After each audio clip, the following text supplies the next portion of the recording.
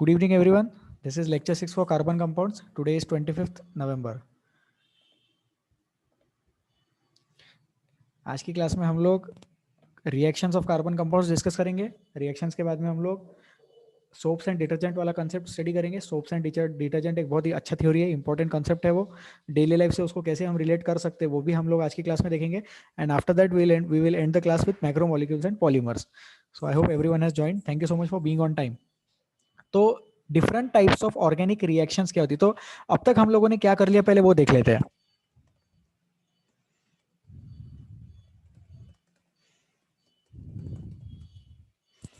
एक मोटा मोटा आइडिया, अब तक हम लोगों ने isomerism, nomenclature and hydrocarbons study किया है. ठीक है. ऑर्गेनिक कंपाउंड्स का आइसोमरिज्म का इंट्रोडक्शन मैंने बता दिया, जो भी अपने सिलेबस में है that is like an introduction of isomerism. Actual वाला आइसोमरिज्म 11th-12th में आता है. So I have explain that concepts to you. I have also taught nomenclature. हमने नोमेनक्लेचर ऑफ ऑर्गेनिक कंपाउंड्स भी डिस्कस किया है, और हम लोगों ने हाइड्रोकार्बन्स क्या होते हैं वो भी डिस्कस किया है. उसी के साथ हम लोगों ने फंक्शनल ग्रुप्स वगैरह भी डिस्कस किए हैं. अगर किसी को कोई डाउट है तो लेक्चर 1 to 5 यूट्यूब पर है अवेलेबल. आप लोग वो लेक्चर देख सकते हैं, और डाउट्स के लिए, डिफिकल्टीज के लिए मुझे व्हाट्सएप पे मैसेज कर सकते हैं. I will reply back on WhatsApp chat. Please do not call, please send me a message. After these 3 concepts today we will be starting with combustion. मतलब अपन केमिकल रिएक्शंस डिस्कस करेंगे.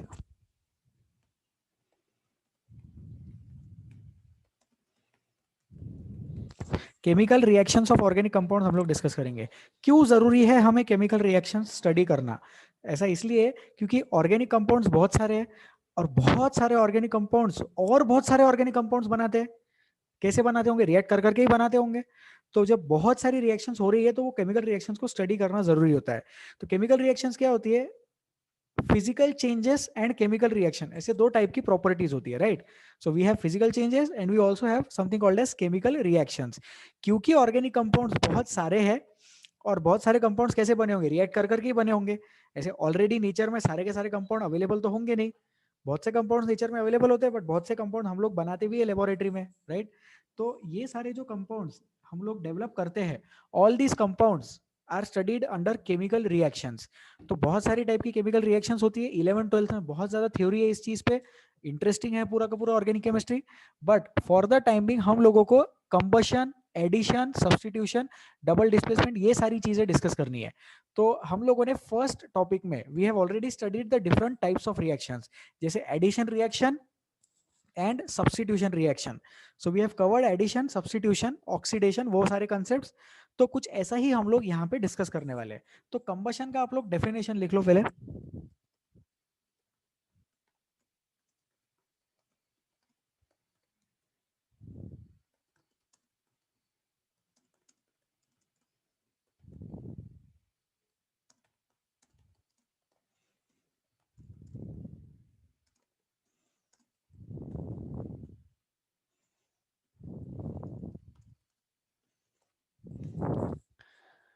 Combustion का मतलब होता है रिएक्शन विद ऑक्सीडेशन. अब combustion मतलब अपने को क्या लगता है? कंबशन मतलब अपने को लगता है जलाना, किसी चीज को बर्न करना. तो बर्न करने का मतलब ऑक्सीजन से रिएक्शन करवाना है. तो as a matter of fact अगर अपन सोचे रस्टिंग ऑफ आयरन, तो रस्टिंग ऑफ आयरन भी एक कंबशन का टाइप है. Rusting of iron is a type of combustion reaction in which iron particles are reacting with oxygen molecules. Iron के atoms oxygen के मॉलिक्यूल्स के साथ में, ऑक्सीजन के पार्टिकल्स के साथ में रिएक्ट करते हैं और आयरन ऑक्साइड बनाते हैं. तो उसको भी अपन कंबशन बोलते हैं. ये शायद अपन ने पहले भी डिस्कस किया है मेटलर्जी वगैरह में. So combustion means reaction with oxygen. जो ऑर्गेनिक कंपाउंड्स है उसको एज अ फ्यूल हम लोग यूज करते हैं. क्यों यूज करते हैं उसको एज अ फ्यूल? क्योंकि वो बहुत ज्यादा एनर्जी देता है. लाइट एंड हीट एनर्जी के फॉर्मेट में वो चीजें रिलीज करती है एनर्जी को, राइट. तो reaction with oxygen and they produce heat and light. therefore they can be used as sources of fuel, and therefore we combust the organic compounds. we burn the organic compounds. organic compound को हम लोग burn करते हैं, react करवाते हैं, उसको जलाते हैं ऑक्सीजन के साथ रिएक्शन. अब हर रिएक्शन में हीट और लाइट प्रोड्यूस होगा ऐसा जरूरी नहीं. मतलब जो आयरन का पार्टिकल है, अब वो रस्ट हो रहा है, तो आयरन का पार्टिकल रस्ट होते ऐसा दिखता नहीं है कि वहां पे आग लग गई आयरन में, राइट. लेकिन वो भी बर्निंग है, वो भी रस्टिंग है. Certain amount of heat and light energy is release. Light तो नहीं रिलीज होता है, लेकिन हीट एनर्जी डेफिनेटली रिलीज होती ही है. whenever anything reacts with oxygen, heat energy is always released. लिख लो इस चीज को। ऑक्सीजन के साथ रिएक्शन करने पर चाहे कम या ज्यादा, थोड़ी सी हीट या बहुत सारी हीट, हीट तो हमेशा रिलीज होगी। Reaction with oxygen is always exothermic reaction. Oxygen के साथ वाली रिएक्शन हमेशा क्या है? ऑक्सीजन के साथ वाली रिएक्शन हमेशा एक्सोथर्मिक रिएक्शन है। उसमें हमेशा हीट एनर्जी रिलीज होती है, कुछ कुछ केसेस में लाइट एनर्जी भी रिलीज होती है। ठीक है। और ऑर्गेनिक कंपाउंड्स कंबस्टिबल होते हैं। Almost all organic compounds are combustible. मैंने ऑलमोस्ट ऑल इसलिए बोला क्योंकि बहुत से कंपाउंड्स ऐसे होंगे भी जो कंबस्ट नहीं कर सकते, मतलब ऑक्सीजन के साथ रिएक्ट नहीं करेंगे। सोच सकते हैं इस चीज को। Most of the organic compounds are combustible, most of the compounds react with oxygen. बहुत सारे कंपाउंड ऑक्सीजन के साथ रिएक्ट करते हैं और बहुत सारे कंपाउंड कंबस्टिबल रहते हैं। ठीक है। So combustion is reaction with oxygen, ये समझ गया आपने को। यहां पे देखो कार्बन है, कार्बन को ऑक्सीजन के साथ रिएक्ट कराएंगे तो CO2 बन गया। मीथेन को भी रिएक्ट करो तो भी CO2 और वाटर बन गया। इथेन इथेनॉल को भी रिएक्ट कराओ तो भी CO2 ऑक्सीजन से रिएक्ट कराओ तो भी क्या मिल गया? CO2 और वाटर बन गया। तो CO2 and water are always the by products.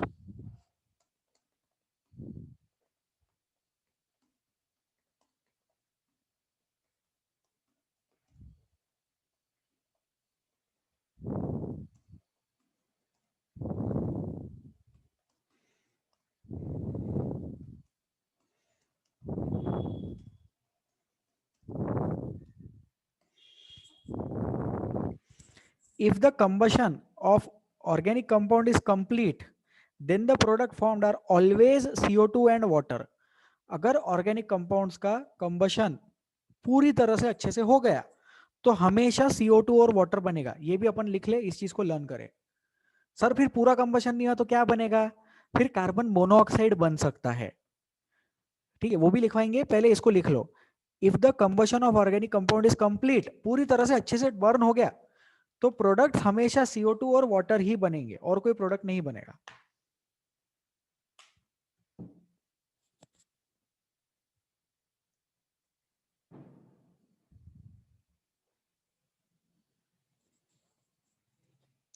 If the combustion of organic compounds is complete, then the product formed are always CO2 and water. हमेशा CO2 और water products बनते हैं।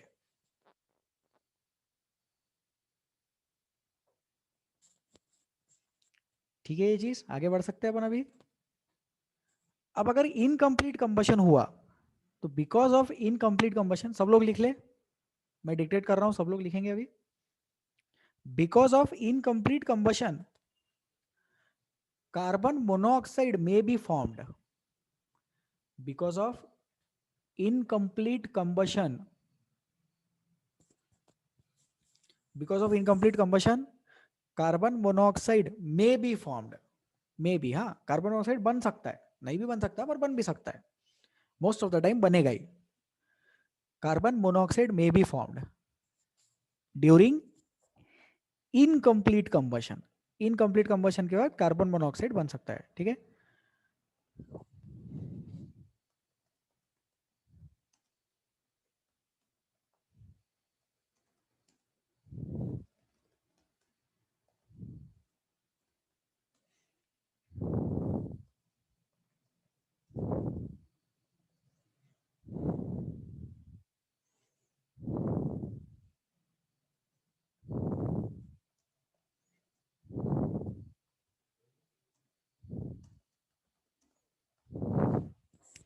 During incomplete combustion unburned carbon particles are also released. Incomplete combustion का क्या होता है? Unburned carbon particles होते हैं। कुछ पार्टिकल्स ऐसे होते हैं जो अनबर्न्ड है, तो वो भी रिलीज होते हैं। ठीक है। उस चीज को एक नाम भी होता है, अनबर्न्ड कार्बन पार्टिकल्स, उसको नाम होता है सूट। आप लोगों ने ये वर्ड सुना होगा पहले। Soot is unburned carbon particles. Soot क्या है? Unburned carbon particles. इसको लिख लो।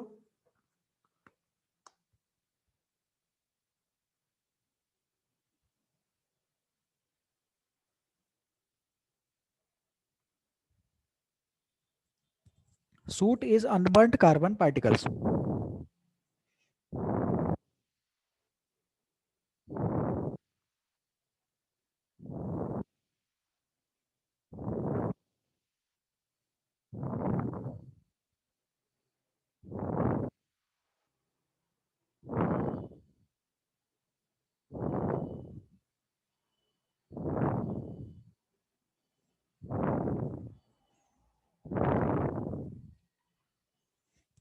चले अपन आगे।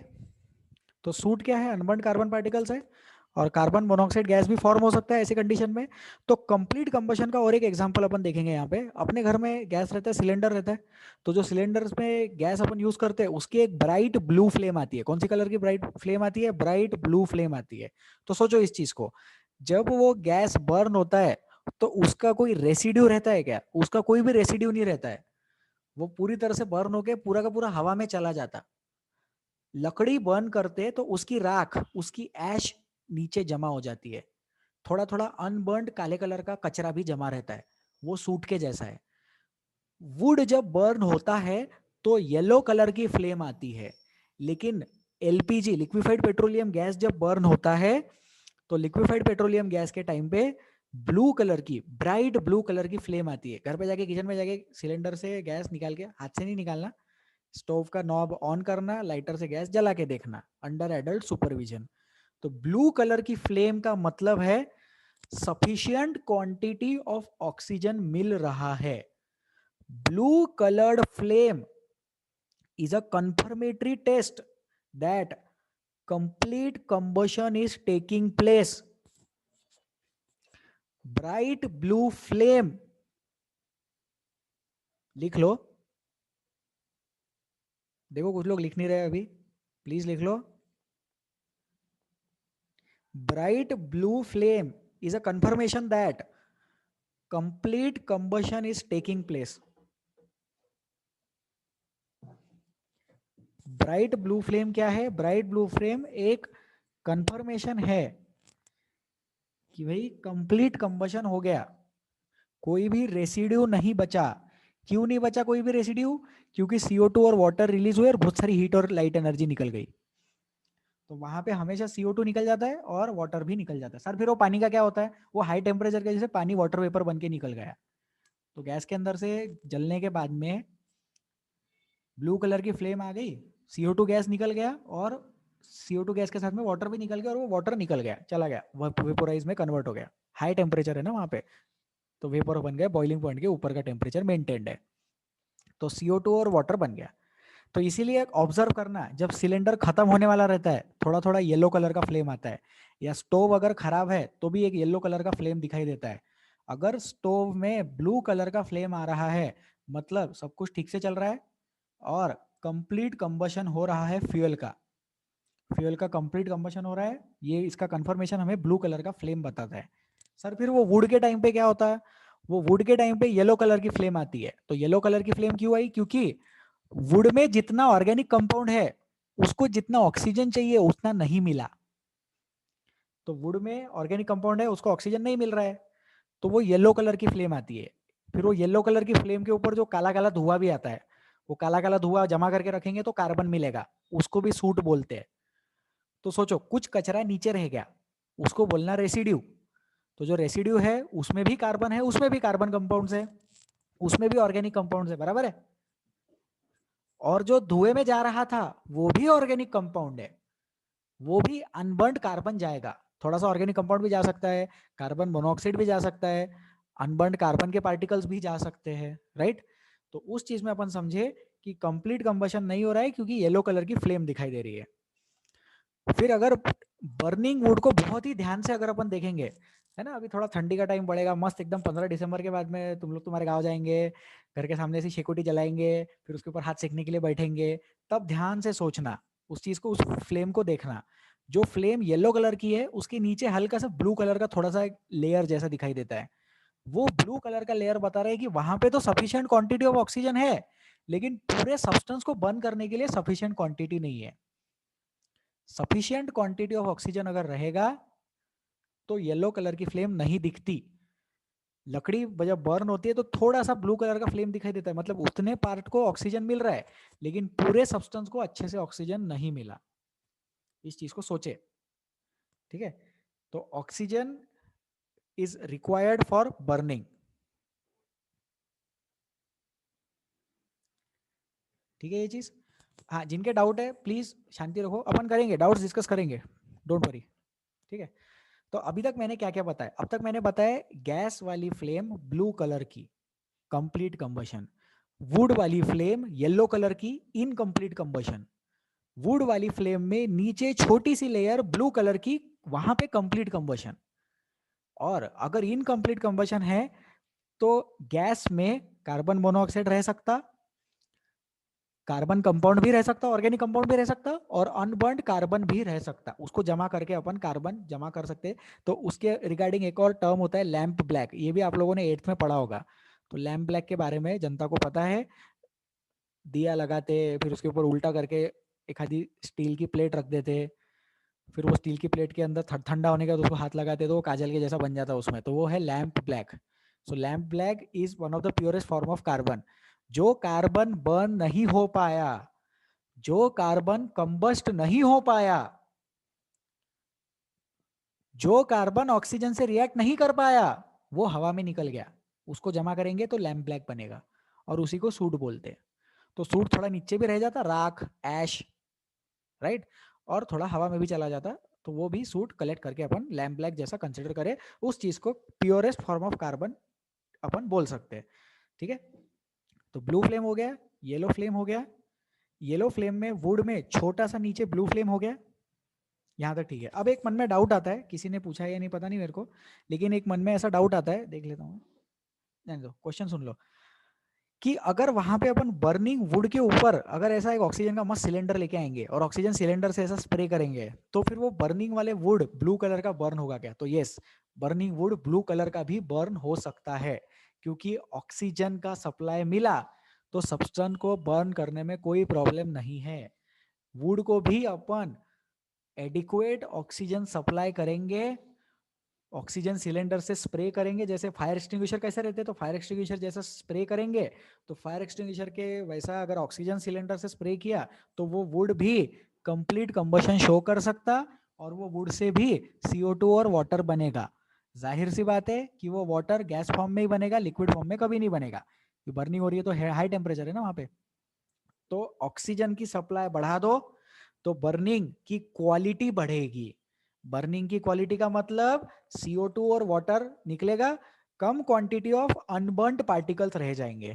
ठीक है, तो इसमें और एक चीज, एक छोटा सा कंसेप्ट,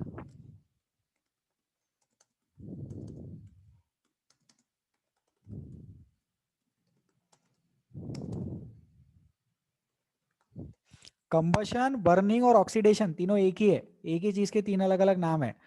कंबशन बोलो या बर्निंग बोलो या ऑक्सीडेशन बोलो, एग्जैक्टली सेम कंसेप्ट है।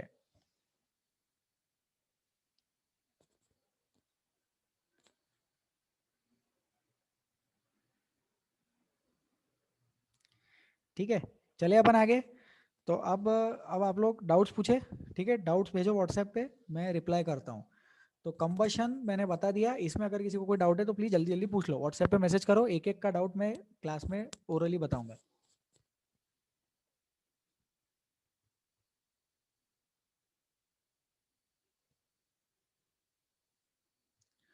How does the sun burn if there is no oxygen in space? तो सन में बर्निंग नहीं हो रही है, सन में न्यूक्लियर रिएक्शंस हो रही है, वहां पे कोई ऑर्गेनिक कंपाउंड नहीं है कि जो जल रहा है और बर्न हो रहा है और उसकी वजह से अपने को एनर्जी मिल रही है। ऑर्गेनिक कंपाउंड्स अपन अर्थ के ऊपर बर्न करते, सन के अंदर न्यूक्लियर रिएक्शंस हो रही है, सन से जो एनर्जी मिल रही है वो न्यूक्लियर रिएक्शन की वजह से मिल रही है, इसलिए वहां पे ऑक्सीजन की जरूरत नहीं है। सोचो, जो भी रिएक्शन अपन बात करते हैं वो एक्स्ट्रा न्यूक्लियर रीजन के बारे में बात करते हैं। रिएक्शन का मतलब क्या? या तो ट्रांसफर ऑफ इलेक्ट्रॉन या तो exchange of electrons. Transfer of electron और एक्सचेंज ऑफ इलेक्ट्रॉन में इलेक्ट्रॉन वर्ड कॉमन है, मतलब रिएक्शन का मतलब एक्स्ट्रा न्यूक्लियर रीजन से रिलेटेड है।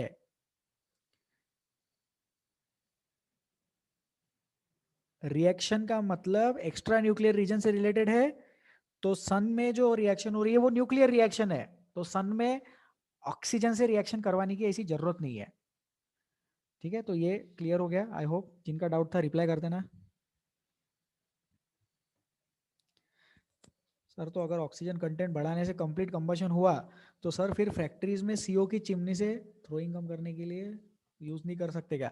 हाँ कर सकते हैं, लेकिन उसमें खर्चा बढ़ेगा। सोचो, एक किसी का डाउट आया है कि अगर ऑक्सीजन की क्वांटिटी बढ़ाने से होता है ना, मान लो अपने पास में कार्बन मोनोऑक्साइड है, जैसे ये देखो, किनका डाउट है ये, प्रथमेश धर्मे, जैसे कार्बन है और उसको ऑक्सीजन से रिएक्ट कराएंगे, प्रथमेश और बाकी लोग भी, बोर्ड पे देखो रिएक्शन लिख रहा हूँ, C plus O2 give CO। तो पहले क्या होता है, पहले हमेशा CO बनता है, और वो जो CO रहता है वो CO अगले स्टेप में ऑक्सीजन से रिएक्ट करके CO2 बनाता है। बैलेंस कर लेना आप लोग रिएक्शन। तो कभी भी CO2 डायरेक्टली नहीं बनता, पहले CO बनता कार्बन मोनोऑक्साइड, और वो कार्बन मोनोऑक्साइड और ऑक्सीजन से रिएक्ट करके CO2 बनता। तो जो फैक्ट्री की चिमनी रही थी उसमें से जो कार्बन मोनोऑक्साइड जा रहा, उसको अपन CO2 के फॉर्मेट में भी भेज सकते हैं ना, ज्यादा ऑक्सीजन से रिएक्ट करके। तो बिल्कुल कर सकते हैं, लोग करते भी होंगे, लेकिन ये प्रोसेस थोड़ा सा महंगा है। दूसरा कंसर्न ये है कि सिर्फ फैक्ट्री में से सिर्फ कार्बन मोनोऑक्साइड थोड़ी जा रहा, बाकी भी तो हार्मफुल गैसेस जा रहे हैं, जैसे sulphur dioxide, sulphur trioxide, nitrous oxide. तो नाइट्रोजन के ऑक्साइड्स, सल्फर के ऑक्साइड ज्यादा हार्मफुल है, कार्बन का ऑक्साइड इतना ज्यादा हार्मफुल नहीं है। कार्बन का मोनोऑक्साइड हार्मफुल है, कार्बन का डाइऑक्साइड कम हार्मफुल है। कार्बन डाइऑक्साइड, कार्बन मोनोऑक्साइड दो ऑक्साइड है कार्बन के।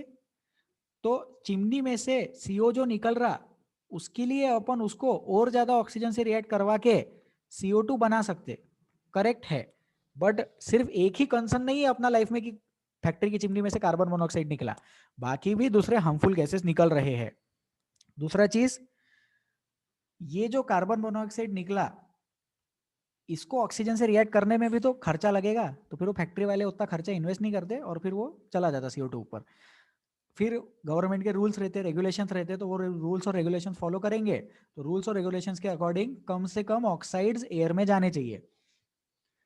फिर सर तो ये ऑक्साइड के लिए नहीं चलता, क्या नहीं चलता ना, सल्फर डाइऑक्साइड अगर है या सल्फर ट्राइऑक्साइड अगर है, तो सल्फर डाइऑक्साइड या सल्फर ट्राइऑक्साइड को कार्बन डाइऑक्साइड में थोड़ी कन्वर्ट कर सकते, वहां तो एटम ही चेंज हो जाएगा ना। फिर कार्बन मोनोऑक्साइड को कार्बन डाइऑक्साइड में कन्वर्ट कर सकते हैं, ईजी है ऑक्सीजन से रिएक्ट करवाना, लेकिन बाकी के ऑक्साइड तो वैसे ही जाने देने पड़ेंगे ना। फिर उसके लिए क्या करते हैं, उसके लिए ऐसे स्पंज के जैसा मटेरियल रहता, एक ऐसा मस्त मटेरियल आता है जो वो सारे गैसेस को क्या करता है, एब्जॉर्ब कर लेता। तो वो चिमनी में से गैस जाने के पहले एक ऐसा स्पंज के जैसा मटेरियल लगाते, फोम जैसा। तो जो भी हार्मफुल गैसेस रहते, वो हार्मफुल गैसेस वो स्पंज एब्जॉर्ब कर लेता। फिर ये सोचो कि अगर वो स्पंज ने हार्मफुल गैसेस एब्जॉर्ब कर लिया, फिर वो स्पंज का क्या करेंगे, उसको भी तो कहीं फेंकना पड़ेगा ना। फिर लोग क्या करते, जमीन में गड्ढा करते और फिर वो स्पंज डाल देते, नई जमीन में गड्ढा करेंगे तो नदी में फेंकना पड़ेगा।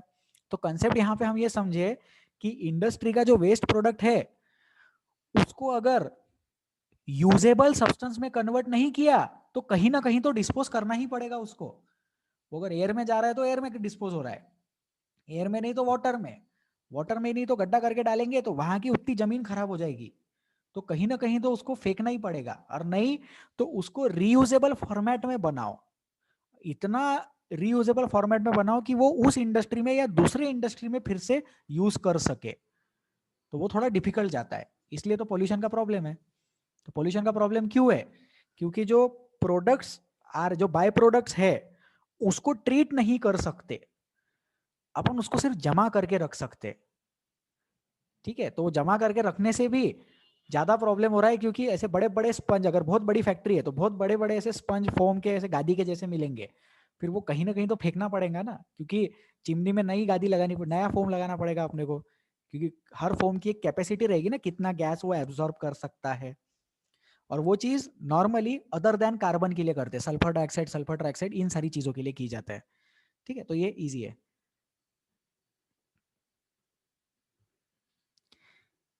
ठीक है। हाँ, कोई पूछते हैं कि फोटोसिंथेसिस एंडोथर्मिक है।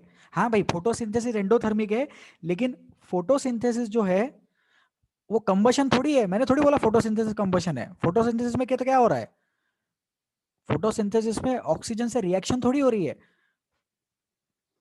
प्रथमेश राठौड़, फोटोसिंथेसिस में ऑक्सीजन एक प्रोडक्ट है, कार्बन डाइऑक्साइड रिएक्टेंट है। तो कार्बन डाइऑक्साइड और हीट और लाइट एनर्जी मिलके ऑक्सीजन बनाते हैं। तो क्या हम ये सोच पा रहे हैं कि फोटोसिंथेसिस, ये जो बोर्ड पे रिएक्शन है, इसका उल्टा है। इस रिएक्शन में हीट प्रोडक्ट साइड में है, फोटोसिंथेसिस में हीट रिएक्टेंट साइड में है, इसीलिए कार्बन डाइऑक्साइड भी रिएक्टेंट साइड में है। राइट, फोटोसिंथेसिस में ग्लूकोज बनता है ना, तो ग्लूकोज कैसे बना, ग्लूकोज और ऑक्सीजन बना CO2, वाटर और हीट और लाइट वगैरह की वजह से। तो फोटोसिंथेसिस में heat is a reactant, endothermic reaction. तो photosynthesis not combustion. Prathamesh Rathod ध्यान देंगे, फोटोसिंथेसिस जो है वो कंबशन नहीं है। ठीक है, तो अब अपन नेक्स्ट डाउट पे जाएंगे।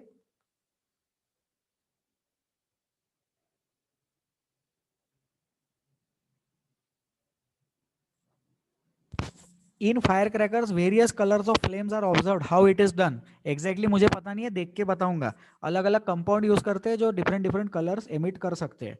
ठीक है, बट वो हाँ है, कंबशन का ही एग्जांपल है। जिनका डाउट, किनका डाउट है पता नहीं, वेदांत है ये।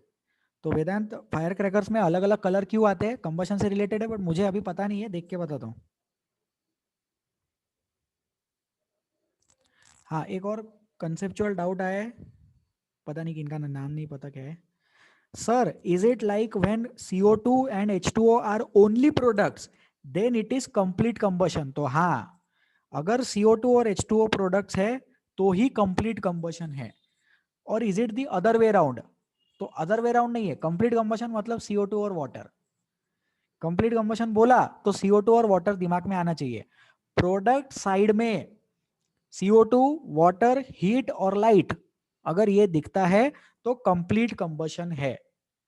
CO2, वाटर, हीट, लाइट ये प्रोडक्ट साइड में दिखता है तो उसको अपन कंप्लीट कंबशन बोलेंगे।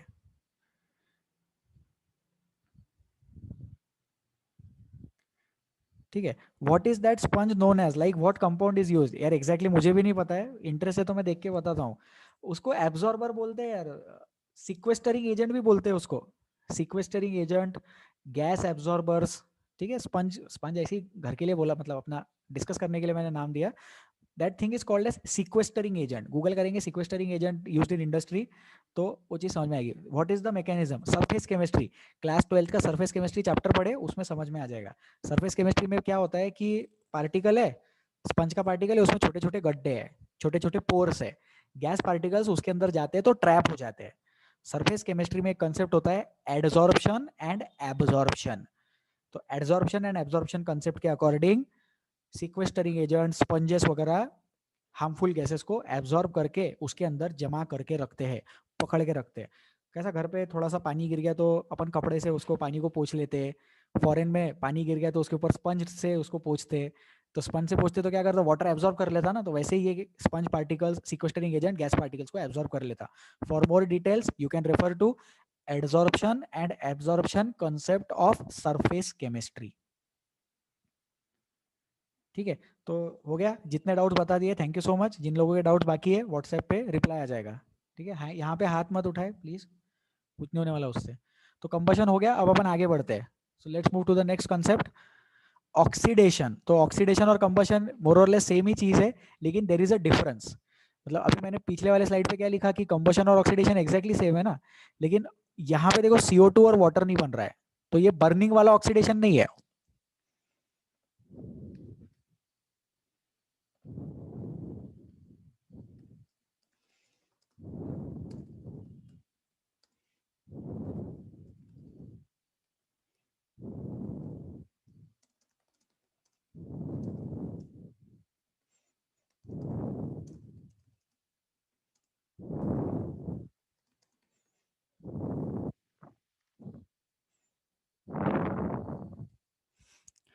तो ये स्टेटमेंट लिख लेंगे सब लोग।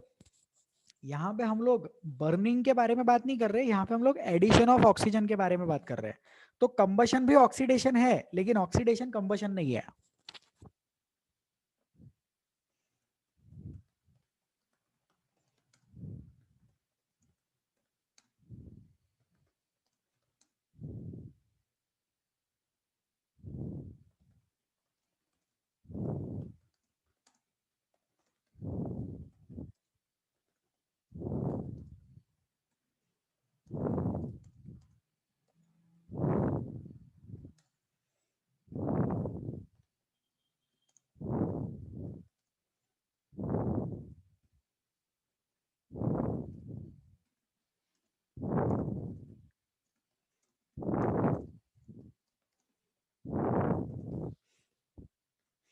हाँ, तो सब लोग ये दो स्टेटमेंट्स लिख ले, पहले स्टेटमेंट लिख लो फिर एक्सप्लेन करते हैं। ये तीनों स्टेटमेंट लिख लो बोर्ड पे जो है, फिर एक्सप्लेन करेंगे अपन अभी।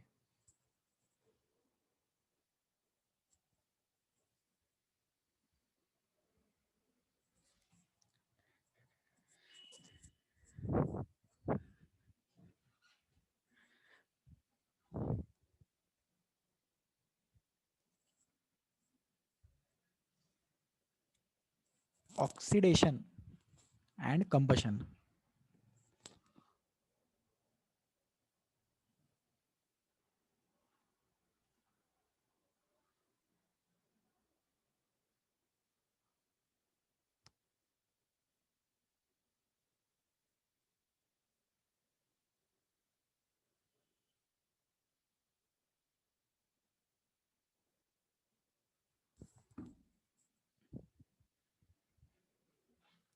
चलो डिस्कस करते हैं।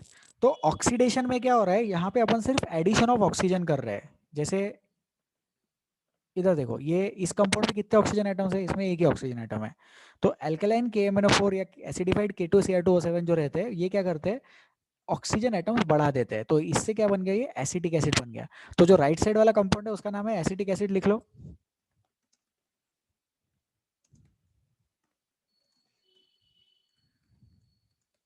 उसको एसिटिक एसिड भी बोल सकते हैं, उसको इथेनॉइक एसिड भी बोल सकते हैं। लेफ्ट साइड वाला जो कंपाउंड है रिएक्टेंट, वो इथेनॉल है। So this is ethanol, this is acetic acid, लिख लो इसको।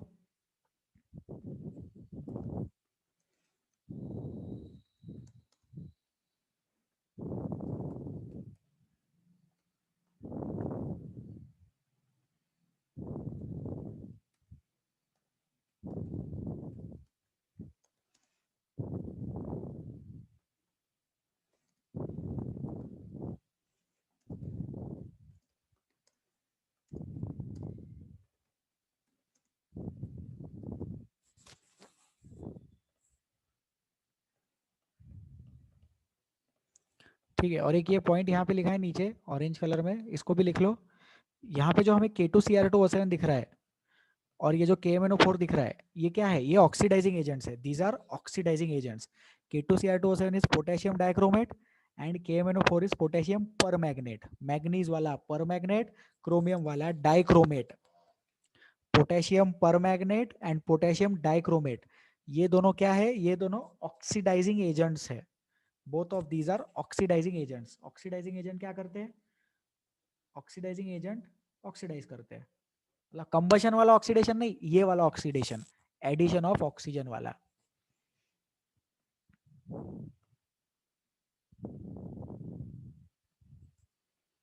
तो एडिशन ऑफ ऑक्सीजन वाला ऑक्सीडेशन यहाँ पे हमें दिखाई दे रहा है। और यहाँ पे हमने दो ऑक्सीडाइजिंग एजेंट्स यूज किए हैं, अल्कलाइन KMnO4 और acidified K2Cr2O7। Alkaline KMnO4, acidified K2Cr2O7, these two are oxidising agents. नाम याद रखेंगे, मॉलिक्यूलर फॉर्मूला याद रखेंगे। और सर आपको कैसे पता चला इसमें ऑक्सीडेशन हुआ, तो इसमें लेफ्ट हैंड साइड वाले कंपाउंड में जितने कार्बन एटम्स थे, जितने ऑक्सीजन एटम्स थे, उससे ज्यादा ऑक्सीजन एटम्स राइट साइड वाले कंपाउंड में है। नंबर ऑफ ऑक्सीजन एटम यहाँ पे एक है ना, जीरो भी हो सकते थे, यहाँ पे बढ़ गए। तो इस रिएक्शन को अपन बोलेंगे oxidation reaction. This reaction will be called as oxidation reaction. ठीक है,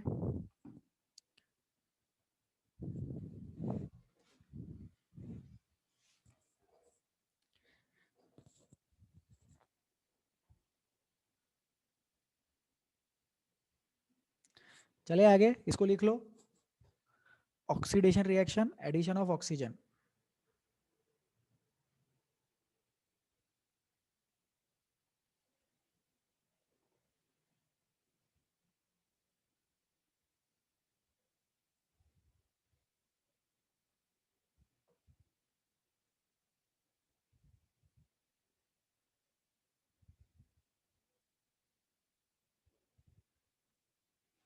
ठीक है, लेट्स मूव अहेड। अब एक दो और डाउट्स लेते हैं अपन। तो डाउट्स भेजे आप लोग। ठीक है, किसी का डाउट है, मैं रीड कर रहा हूँ। Sir, if a fixed volume is taken, we fill it with 100% and burned wood in it, so will there be a blast. तो नहीं, ब्लास्ट वगैरह तो नहीं होगा, कोई जरूरी नहीं है ब्लास्ट वगैरह हो। स्लोली स्लोली भी बर्न कर सकती है चीजें, है ना, एक साथ में नहीं एनर्जी रिलीज हो रही है। Burning of would, burning of fuel slowly slowly होता है। एक बहुत इंटरेस्टिंग चीज हमें यहाँ पे दिखाई दे रही है।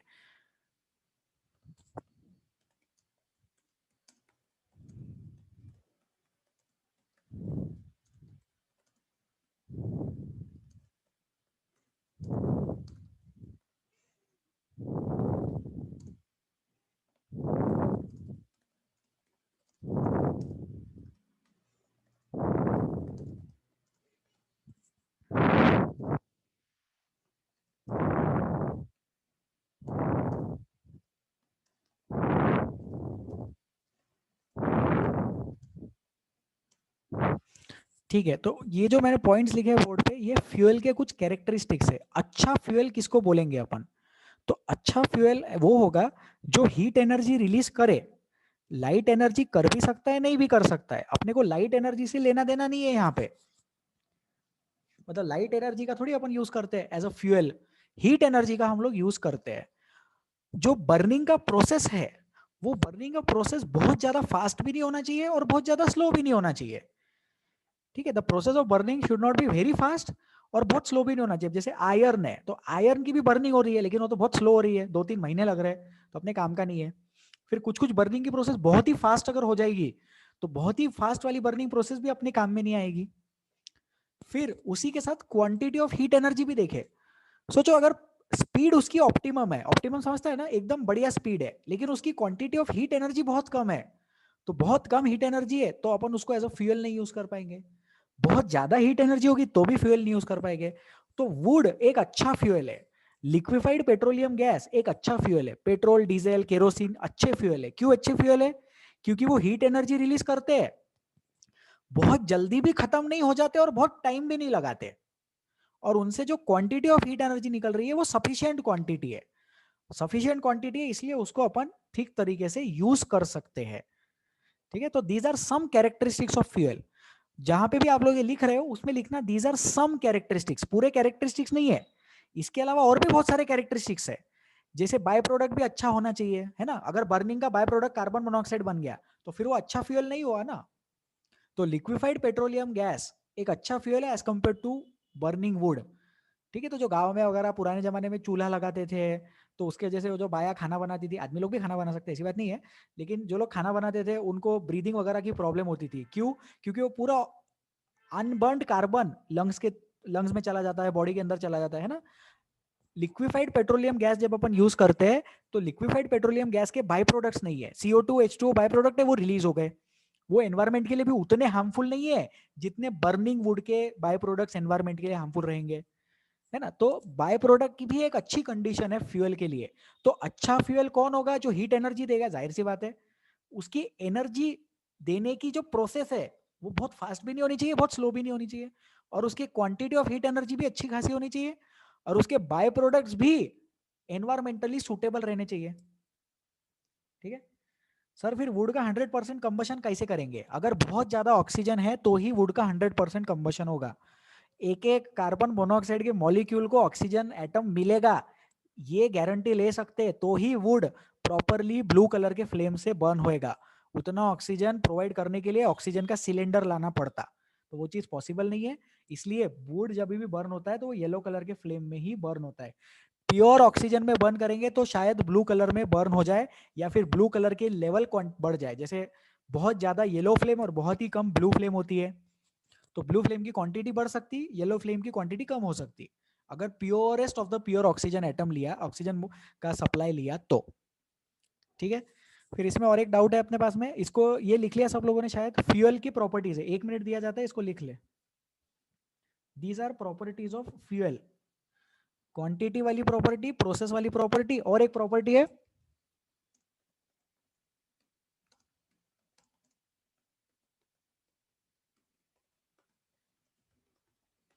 By products must be environmentally suitable. अब ये एनवायरमेंट का मतलब एनवायरमेंट एटमॉस्फेयर नहीं है। जैसे वुड के by products person cooking food के लिए अनस्टेबल है, वुड के बाय प्रोडक्ट्स पर्सन जो खाना बना रहा है उसके लिए अनस्टेबल है, क्योंकि वो पूरा बॉडी के अंदर जाता है, फिर वो लंग्स वगैरह में जाता है, तो वो हार्मफुल है ह्यूमन बींग्स के लिए। सूट वगैरह डायरेक्टली लंग्स के अंदर चला जाएगा, दैट इज हार्मफुल। तो वो चीज़ अपन अवॉइड करते हैं, इसलिए LPG गैस यूज़ करते हैं। इसलिए पहले गवर्नमेंट सब्सिडी भी देती थी, अब शायद सब्सिडी बंद कर दी, ऐसा मेरे को सुनने में मिला है। ठीक है, ये चीज़ तो ये हो गया फ्यूल के बारे में। और एक डाउट है यहाँ पे अपने पास में, लैम्प ब्लैक क्या होता है? तो लैम्प ब्लैक डिस्कस कर रहा हूँ मैं यहाँ पे। देखो क्या करने का, दिया लेने का, अभी दिवाली हुई ना, ऐसा मस्त एकदम दिया लाने का मार्केट से, फिर ये दिए को जलाने का, तेल लगाने का, फिर माचिस की लकड़ी से इसको जलाना, ठीक है, फिर हैप्पी दिवाली बोलना। अब क्या करना, एक कटोरी लेना या स्टील की छोटी सी प्लेट लेना, उसको ऐसा उल्टा रख देना। ठीक है, उल्टा रख दिए, ध्यान देना कि वो फ्लेम बुझनी नहीं चाहिए, that flame should not extinguish, वो फ्लेम वैसी रहनी चाहिए वहां पे। ठीक है, अब वो फ्लेम वहीं पे जल रहा है, तो ये जो फ्यूल है, फ्यूल क्या है, इसमें तेल है ना, ऑयल फ्यूल है, तो वो भी येलो कलर की फ्लेम से बर्न होता है। तो उसमें भी अगर आप फ्लेम को ध्यान से देखो तो उसमें थोड़ा थोड़ा धुआं निकलता है। धुआं निकल रहा है मतलब कंप्लीट कंबशन नहीं हुआ। एलपीजी गैस जब बर्न करते हैं तो धुआं नहीं निकलता, क्योंकि कंप्लीट कंबशन हो रहा है वहां पे। येलो कलर की फ्लेम में धुआं निकलता, तो धुआं निकल रहा है तो कंप्लीट कंबशन नहीं हो रहा है। वो धुएं को अपन कलेक्ट करेंगे ये कंटेनर में, और फिर ये कंटेनर को ठंडा करेंगे, मतलब वो झटका लगेगा ना, नहीं तो फिर यहाँ पे जो ब्लैक कलर का जमा हो जाता उसको बोलते हैं लैंप ब्लैक। लैंप ब्लैक, क्योंकि वो लैंप में से निकले हुए सूट को कलेक्ट किया और वो ब्लैक कलर का है।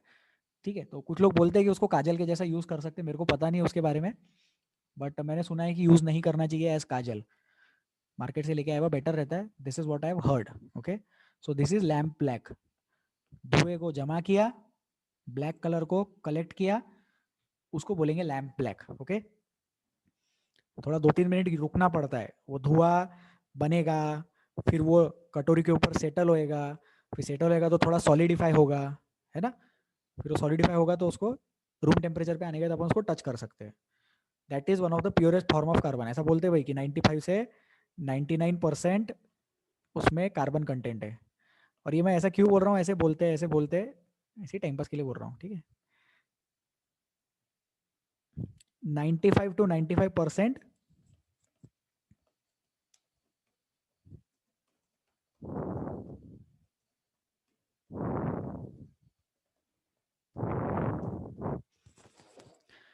90 to 95% प्योर कार्बन फॉर्म है वहाँ पे, एलिमेंटल कार्बन फॉर्म है। Pure content, pure carbon form elemental form में प्रेजेंट है लैंप ब्लैक में कार्बन एटम्स। ठीक है, तो ये हो गया लैंप ब्लैक।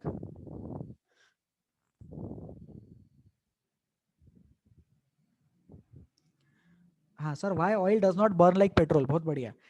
ऑयल पेट्रोल जैसा क्यों नहीं बर्न होता है? तो फ्यूल के बारे में मैंने 3-4 पॉइंट्स बताया ना, किनका डाउट है ऑयल, पता नहीं, राज लिखा है यहाँ पे। Why does oil not burn like petrol? तो जैसे मैंने फ्यूल के 4-5 पॉइंट्स बताए, तो वैसा और एक पॉइंट है कैलोरीफिक वैल्यू। इसके बारे में आप लोग ढूंढे और उससे क्वेश्चन का आंसर मिलेगा। स्टूडेंट का डाउट था, sir why does oil not burn like petrol, oil petrol के जैसा क्यों बर्न नहीं होता है? तो उसका मैंने आंसर नहीं दिया है, उसका मैंने हिंट दिया है उस पर्टिकुलर स्टूडेंट को कि कैलोरीफिक वैल्यू एक नाम का कॉन्सेप्ट होता है। इससे भी हम लोग फ्यूल की एफिशिएंसी पता करते हैं। फ्यूल की एफिशिएंसी बताई जाती है कैलोरीफिक वैल्यू से, तो उससे इसका आंसर मिलेगा। ठीक है राज, ओके राज। हाँ, फिर डाउट आ रहा है, sir if total combustion takes place of wood then will there be any residue left? No, total combustion के बाद कोई रेसिड्यू नहीं रहता है। पूरा का पूरा ऑर्गेनिक कंपाउंड कार्बन डाइऑक्साइड और वाटर में कन्वर्ट हो चुका है।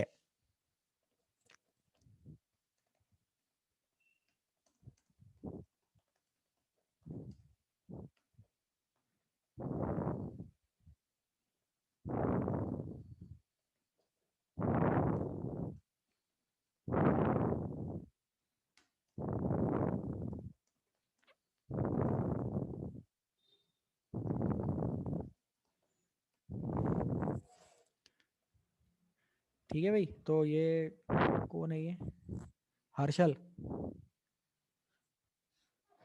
हर्षल का डाउट था, वुड को बर्न करेंगे कंप्लीटली तो रेसिड्यू बचेगा क्या? नहीं बचेगा। तो सब लोग ये स्टेटमेंट लिख लो, प्लीज लिख लो। ये जो टिक मार्क किया हुआ स्टेटमेंट है इसको लिख लिया जाए।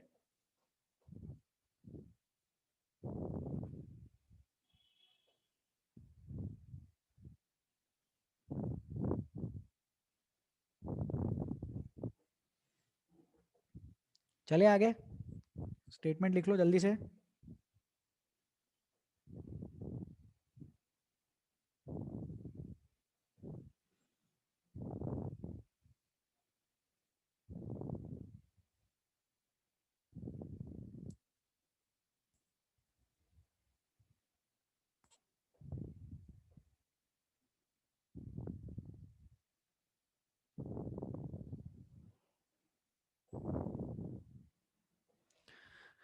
Let's move ahead. ठीक है, सो दिस इज अबाउट, ये जो पॉइंट लिखा है ना, ये कंबशन वाला पॉइंट है, ठीक है। ना, लिखा भी है उसमें कंबशन, दिख रहा है यहाँ पे कंबशन लिखा हुआ है। Okay, so this is related to combustion. चलो आगे बढ़ते हैं, इसको डिलीट करते हैं अभी। So we have discussed oxidation and combustion. आप लोगों के टेक्स्ट बुक में एक ही रिएक्शन है ऑक्सीडेशन की, लेकिन ऑक्सीडेशन के बारे में और एक मैं कंसेप्ट बता देता हूँ, इसको लिख लो।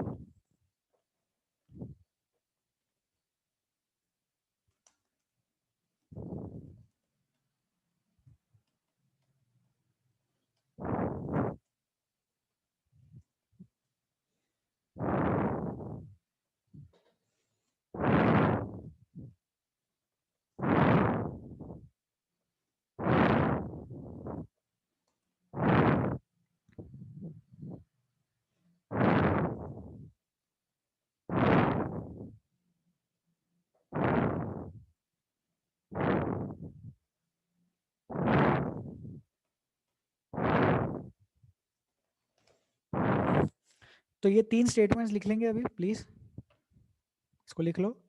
This is some extra knowledge, ज़्यादा का ज्ञान बांट रहा हूँ मैं ऑक्सीडेशन के बारे में, इसको लिख लो, अपन डिस्कस करते हैं।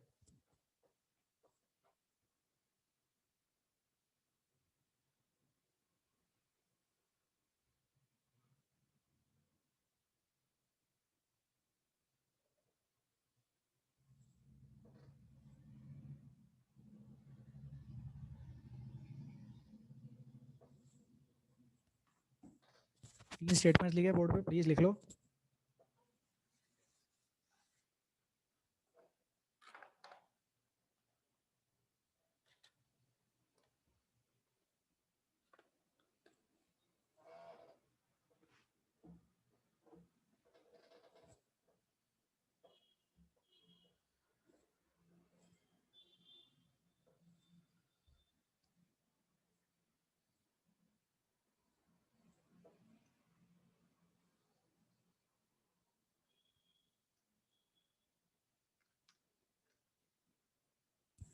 चलो डिस्कस करें। तो क्या लिखा है यहाँ पे, aldehydes are oxidise, alcohols are oxidise into aldehydes, ketones और कार्बोक्सिलिक एसिड। तो क्या होता है, जो अल्कोहल रहते हैं ना, वो अल्कोहल को अपन अल्डिहाइड में भी ऑक्सीडाइज कर सकते हैं, कीटोन में भी ऑक्सीडाइज कर सकते हैं, और कार्बोक्सिलिक एसिड में भी ऑक्सीडाइज कर सकते हैं। ठीक है, फिर जो अल्डिहाइड बनता है वो अल्डिहाइड को कार्बोक्सिलिक एसिड में ऑक्सीडाइज कर सकते हैं, और ketone can not be oxidised further. अब ये क्यों हो रहा है, क्या हो रहा है, इसका रीजन 12th में मिलेगा, 11th में मिलेगा, 11th में भी नहीं 12th में मिलेगा। बट अभी अपन ये समझे कि ऑक्सीडेशन मतलब क्या है, एडिशन ऑफ ऑक्सीजन है ना। तो कीटोन जो होता है, कीटोन, कीटोन फंक्शनल ग्रुप पता है सबको, ये बताया था, फंक्शनल ग्रुप अपन ने डिस्कस किया है, ऐसा कार्बन लिखने का, कार्बन लिखने का, आर लिखने का, और यहाँ पे डबल बॉन्ड ओ लिखना। ठीक है, तो जो कीटोन होता है ना, कीटोन को ऑक्सीडाइज नहीं कर सकते, लेकिन अल्डिहाइड में कैसा रहता है, अल्डिहाइड ऐसा रहता है, आर सी, अपन इधर एच लिखना, इधर डबल बॉन्ड ओ लिखेंगे, और फिर इसका अगर मैं फर्दर ऑक्सीडेशन कराऊं तो वो कार्बन हाइड्रोजन के बॉन्ड के बीच में ऑक्सीजन लगा सकते हैं।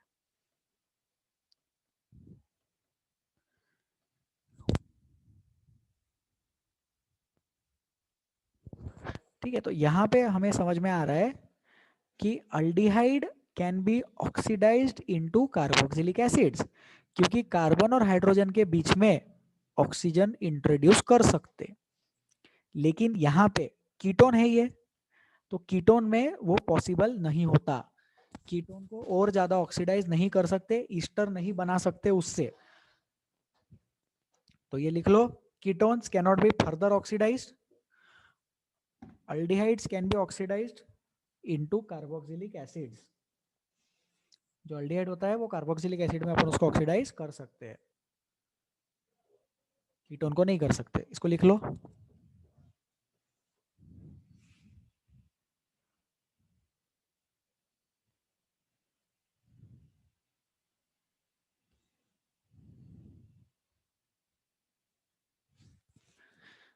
ठीक है, चले आगे बढ़े। तो अल्कोहल्स ऑक्सीडाइज कर सकते हैं, ये देखो ये अल्कोहल है, एल्कोहल किसमें ऑक्सीडाइज हो रहा है, कार्बोक्सिलिक एसिड में ऑक्सीडाइज हो रहा है, दिख रहा है, कार्बोक्सिलिक एसिड मतलब RCOH, बताया था ये फंक्शनल ग्रुप लास्ट टर्न पे, लास्ट टर्न पे नहीं, लास्ट टू लास्ट टर्न पे बताया था। और ये क्या है, ये इथेनॉल अल्कोहल है, तो alcohol can be oxidize into carboxylic acids. तो आगे बढ़ते हैं अपन अभी, इसको लिख लो, I will wait for 1 more minute।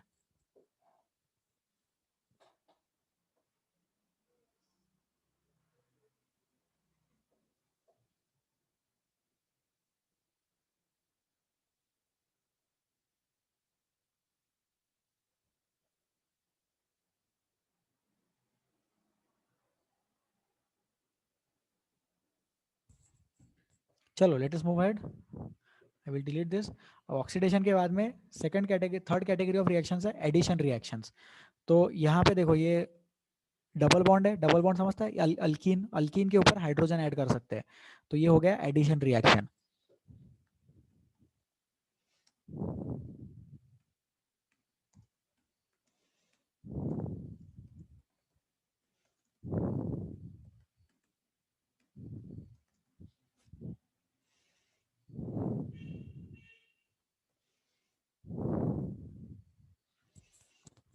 तो इसमें कैटेलिस्ट हम यूज करते हैं निकल, निकल यूज कर सकते हैं, प्लेटिनम मेटल यूज कर सकते हैं, या फिर पैलेडियम मेटल भी हम यूज कर सकते हैं। तो nickel, platinum and palladium, these three substances can be used as catalyst. ठीक है, अब यहाँ पे कैटेलिस्ट का काम देखो क्या हो रहा है। मान लो कि ये निकल का सरफेस है, तो ये निकल के सरफेस पे क्या होता है, निकल के सरफेस पे होते हैं छोटे छोटे गड्ढे। जैसे अभी मैं उस पंच के बारे में बता रहा था ना, तो बिल्कुल वैसे ही सोचो, इसमें छोटे छोटे गड्ढे हैं, छोटे छोटे उसमें क्या है, पोर्स है। अब इस पे से अपन क्या करते हैं, इस पे से अपन हाइड्रोजन गैस को पास करते हैं। तो हाइड्रोजन गैस को पास करेंगे तो क्या होगा, वो हाइड्रोजन गैस पोर्स में ट्रैप हो जाता है।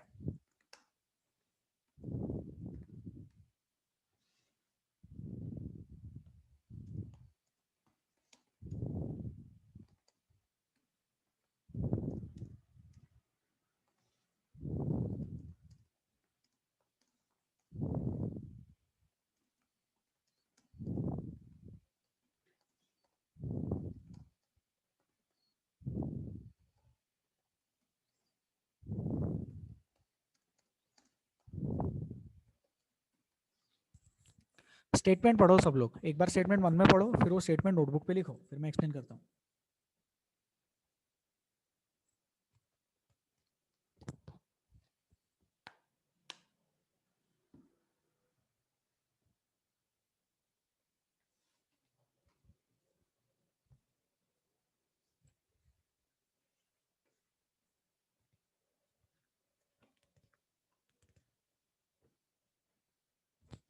Please right the statement in your notebook, very important statement, आपके टेक्स्ट बुक में नहीं है ये लिखा हुआ, 11 12 का कंटेंट पढ़ा रहा हूँ मैं।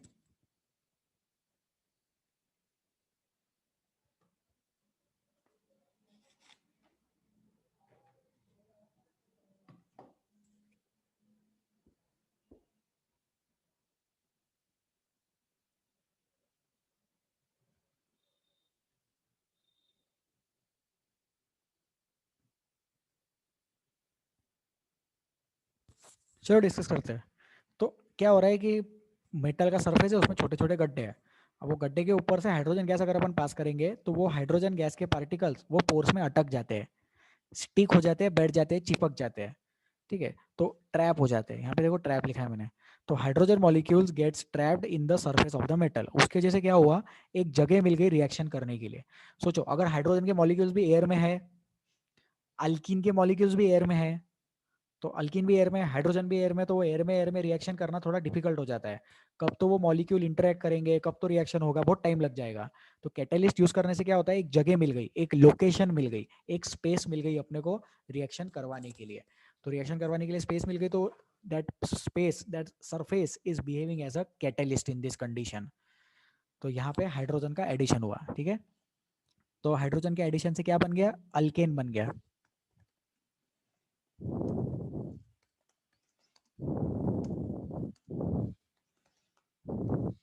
इस प्रोसेस को अपन क्या नाम दे सकते हैं, इस प्रोसेस को अपन नाम दे सकते हैं हाइड्रोजिनेशन। क्या बोलेंगे इसको, hydrogenation, because this is addition of hydrogen atoms, addition of hydrogen.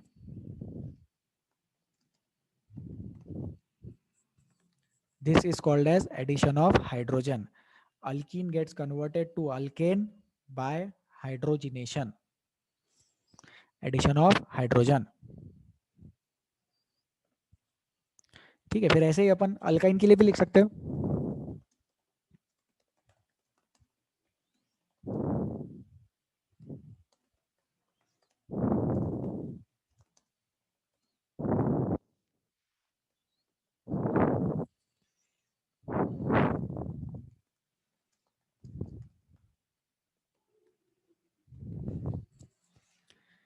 तो नेक्स्ट पॉइंट यहाँ पे लिखा है मैंने, आप लोग इसको लिख ले।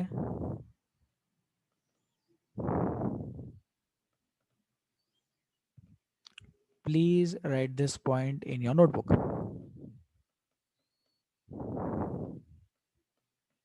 ये टेक्स्ट बुक में नहीं है तो इसको लिखो नोट्स में।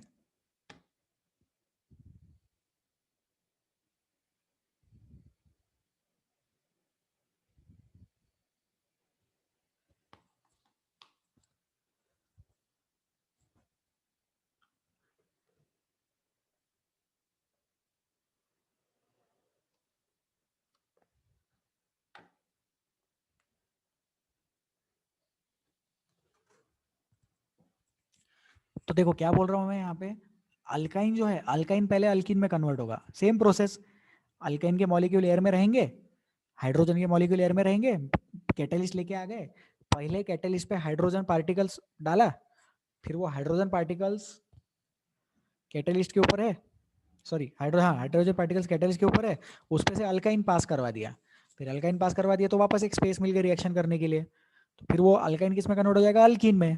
फिर वो अल्कीन हाइड्रोजन से फिर से रिएक्ट कर सकता है और अल्केन बना सकता है। तो इसलिए मैंने लिखा है alkyne gets converted to alkene which further gets converted to alkane by hydrogenation. Hydrogenation से अल्कीन अल्केन में होता है, और अल्काइन अल्कीन में हुआ तो अल्काइन जो अल्कीन में हुआ वो अल्कीन और ज्यादा हाइड्रोजन से रिएक्ट कर गया। ठीक है ये चीज। तो बोर्ड पे जितने भी सेंटेंसेस लिखे हैं प्लीज इसको लिख लो। I wait for 1 minute.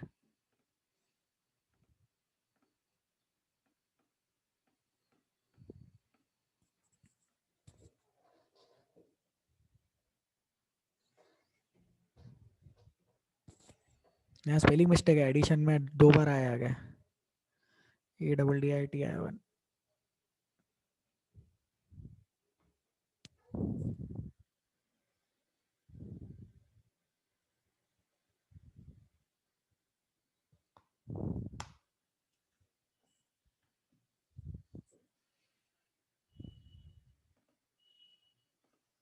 चले आगे आगे बढ़ते हैं। ठीक है, अब एडिशन के बारे में और एक इंपॉर्टेंट पॉइंट।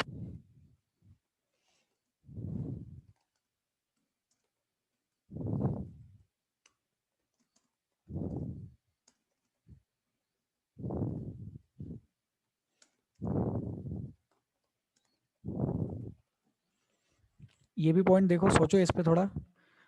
हाइड्रोजन ऐड कर रहे हैं अपन तो ये रिडक्शन के जैसा अपन ट्रीट कर सकते हैं, है ना। सोचो कोई दूसरी चीज का एडिशन हो रहा होता तो उसको रिडक्शन नहीं बोलते, लेकिन हाइड्रोजन का एडिशन है ना, इसलिए अपन उसको रिडक्शन बोल सकते हैं। तो addition of hydrogen is reduction. Alkene का हाइड्रोजिनेशन या फिर अल्काइन का हाइड्रोजिनेशन,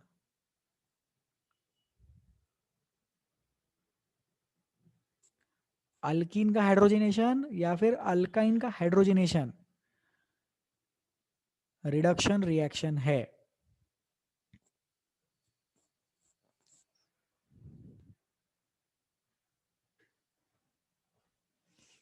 एडिशन ऑफ हाइड्रोजन मतलब रिडक्शन रिएक्शन।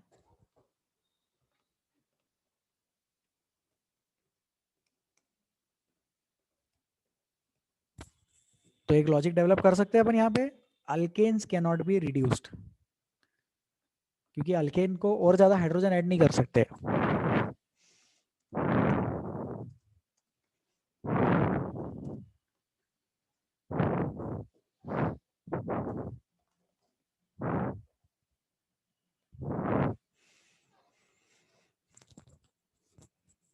और ज्यादा हाइड्रोजन आइटम्स ऐड नहीं कर सकते, they can not be hydrogenated, उनको हाइड्रोजिनेट नहीं कर सकते, because we can not add hydrogen items to alkanes.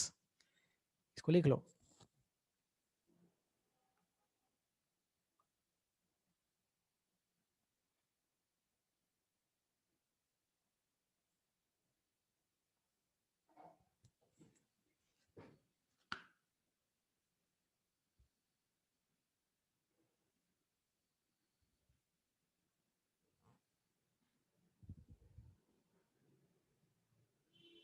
चले आगे आगे बढ़ते हैं। ठीक है, अब प्लीज होल्ड करो, थोड़ा डाउट्स मत भेजो, I will reply to all of your difficulties at the end of the class और on WhatsApp individual message. Okay, ठीक है। So this is about addition reaction. Addition reaction में हमने क्या देखा, अल्कीन था, अल्कीन को अल्केन में कन्वर्ट किया, ये अल्कीन है, ये अल्केन है, अल्कीन को अपन ने अल्केन में कन्वर्ट कर दिया, निकल कैटलिस्ट यूज किया, हाइड्रोजन के साथ रिएक्शन कराया। तो डिफरेंट डिफरेंट चीजों का एडिशन हो सकता है, ऐसा थोड़ी है कि अपन सिर्फ हाइड्रोजन ही ऐड करेंगे, बाकी चीजें भी ऐड कर सकते हैं ना, तो उनके लिए अलग अलग कैटलिस्ट रहेगा, उसका अलग अलग रिएक्शन चलेगा, वो सब बाद में। लेकिन हाइड्रोजन वाली रिएक्शन के लिए कैटलिस्ट होगा निकेल, निकेल प्लेटिनम या पैलेडियम, और हाइड्रोजन वाली रिएक्शन को बोलेंगे हाइड्रोजिनेशन। और हाइड्रोजिनेशन में अपन रिडक्शन कंसिडर करें, reduction and hydrogenation of alkenes is one and the same thing. Reduction and hydrogenation of alkynes is one and the same thing.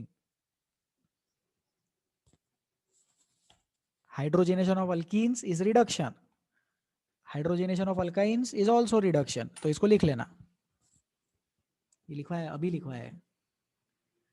ठीक है, लेट अस मूव अहेड, आगे बढ़ते हैं अपन अभी, डाउट्स बाद में प्लीज, अभी नहीं। ठीक है, then we have substitution reaction. तो सब्स्टिट्यूशन रिएक्शन वो वहां पे डबल डिस्प्लेसमेंट को सब्स्टिट्यूशन बोलना, धक्का देने जैसा। तो डबल डिस्प्लेसमेंट भी बोल सकते हैं या सिंगल डिस्प्लेसमेंट भी बोल सकते हैं।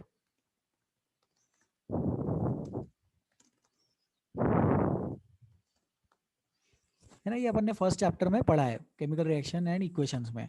तो इधर CH4 देखो, इधर Cl2 देखो, क्या हुआ, एक्सचेंज हो गया, CH3 इधर हाइड्रोजन है,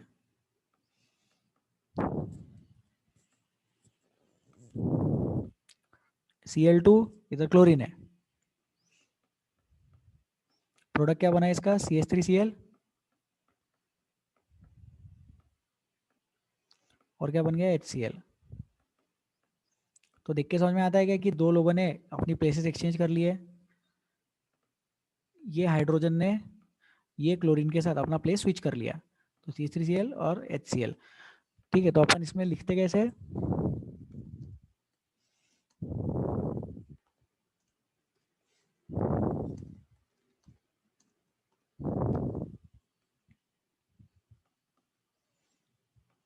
chlorine atom substitutes hydrogen atom in this reaction.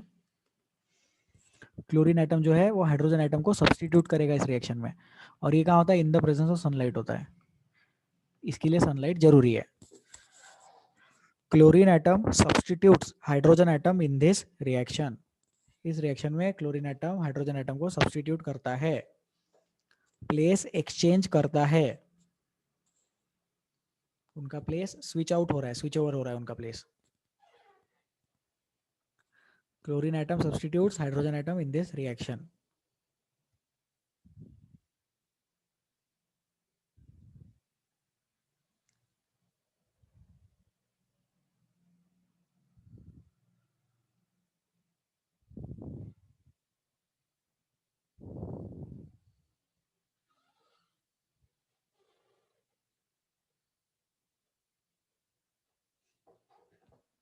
चले आगे बढ़े।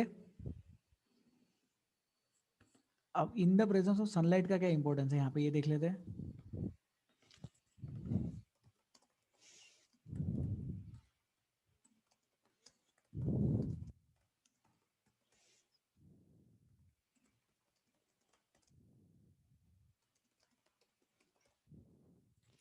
ये जो रिएक्शन है, ये रिएक्शन प्रोसीड करती है फ्री रेडिकल के फॉर्मेशन से। अब ये फ्री रेडिकल क्या होता है फ्यूचर में देखेंगे अपन, बट कंसेप्ट का नाम याद रख सकते हैं, फ्री रेडिकल। कुछ तो भी फ्री रेडिकल जैसी चीज बनती है, और वो फ्री रेडिकल जैसी चीज बनने के लिए सनलाइट काम में आता है। तो presence of sunlight is a requirement for the formation of free radicals.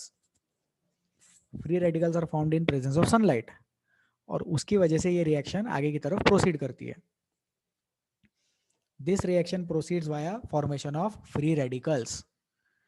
Free radicals are formed in the presence of sunlight. तो हाइड्रोजन का क्लोरीन का फ्री रेडिकल बनता है इसमें, ये लिख लो, नाम याद रख लेना।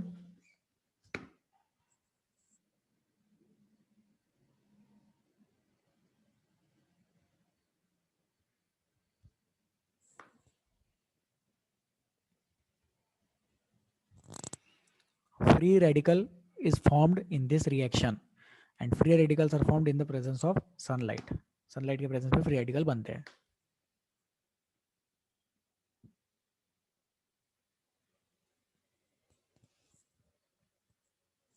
ठीक है, so I delete this now.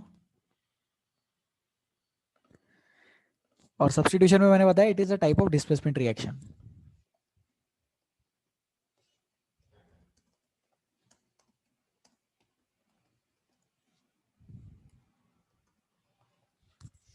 Substitution is a type of displacement reaction. Substitution जो है वो एक डिस्प्लेसमेंट रिएक्शन का टाइप है. तो आई होप जनता ने ये भी लिख लिया होगा.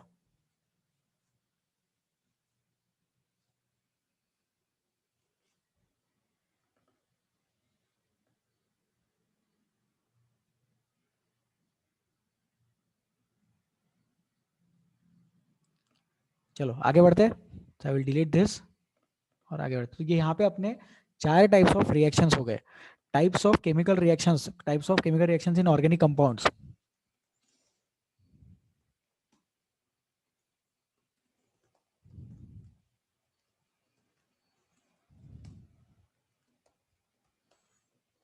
तो ये 4 टाइप ऑफ केमिकल रिएक्शंस है अपने सिलेबस में, ये पढ़ा दिया है मैंने. ठीक है, इस पे जो डाउट्स होंगे आप व्हाट्सएप पे मैसेज करें, I will reply back. Addition, oxidation, substitution and combustion, these 4 are the types of reactions. अब अपन नेक्स्ट आर्टिकल पे जाते हैं, सोप्स एंड डिटर्जेंट्स. ठीक है, तो सोप्स एंड डिटर्जेंट्स के बारे में पहले थोड़ा डिस्कस कर लेते हैं अपन. 2 टाइप की चीजें होती है.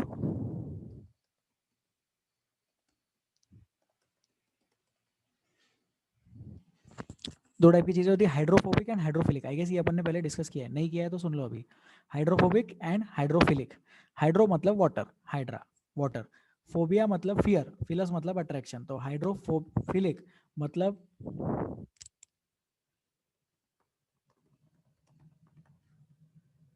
Attraction towards water.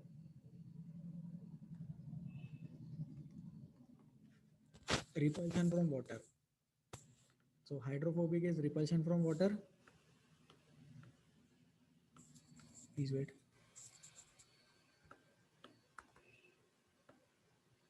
And hydrophilic is attraction towards water. अब जो सोप के पार्टिकल्स होते हैं, ठीक है, तो सोप के पार्टिकल कुछ इस फॉर्मेट में रहते हैं. तो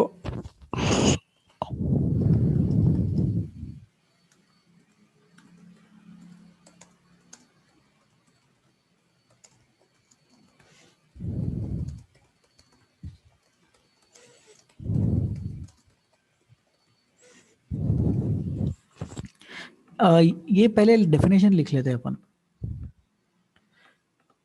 सो I want everyone to write down these 2 concepts. ये है concept number 1 and then this is concept number 2. मैं चाहता हूं कि जनता इसको लिख ले जल्दी से. दोनों कंसेप्ट लिख लो.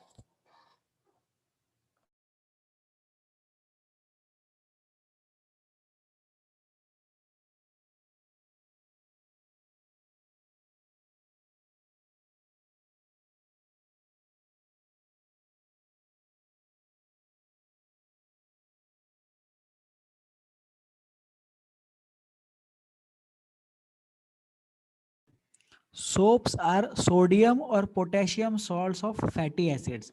तो सोप क्या होते हैं? सोप ऑर्गेनिक कंपाउंड्स होते हैं. ठीक है, और लॉन्ग चेन फैटी एसिड्स होते हैं. ठीक है, कोई जैसे कंपाउंड है जिसमें बहुत लंबी कार्बन चेन है. ठीक है, और ये बहुत लंबी कार्बन चेन के बाद में क्या है, ऐसा CO माइनस एंड रहता है. ठीक है, और ये जो CO माइनस एंड है इसके पास में एक Na+ लिख सकते हैं अपन या फिर K+ लिख सकते हैं. अब ये सर Na+ कहाँ से आया? तो ये सोडियम सॉल्ट हो सकता है. सोडियम सॉल्ट नहीं रहेगा तो पोटेशियम सॉल्ट भी अपन लिख सकते हैं. तो लॉन्ग चेन फैटी एसिड रहता है. फैटी एसिड मतलब कार्बोक्सिलिक एसिड. कार्बोक्सिलिक एसिड मतलब COOH ग्रुप. तो अपन ने क्या किया, उस कार्बोक्सिलिक एसिड का बेस के साथ रिएक्शन करवाया और CO माइनस Na+ बना दिया. कार्बोक्सिलिक एसिड का बेस के साथ रिएक्शन करा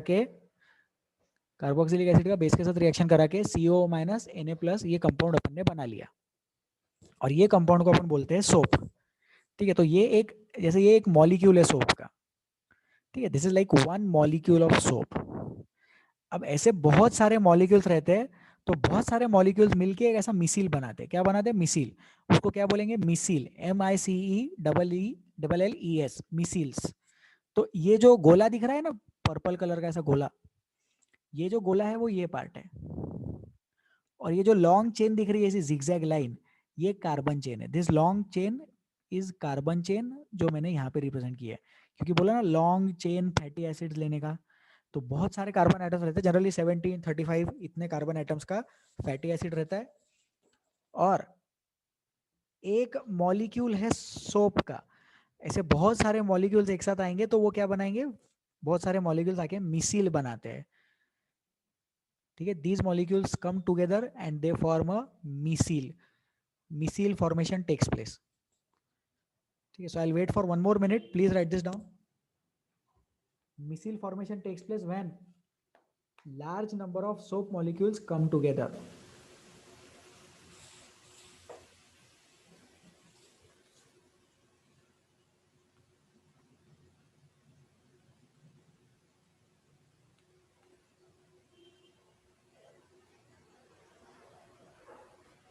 Micelle formation takes place when large number of soap molecules are coming together.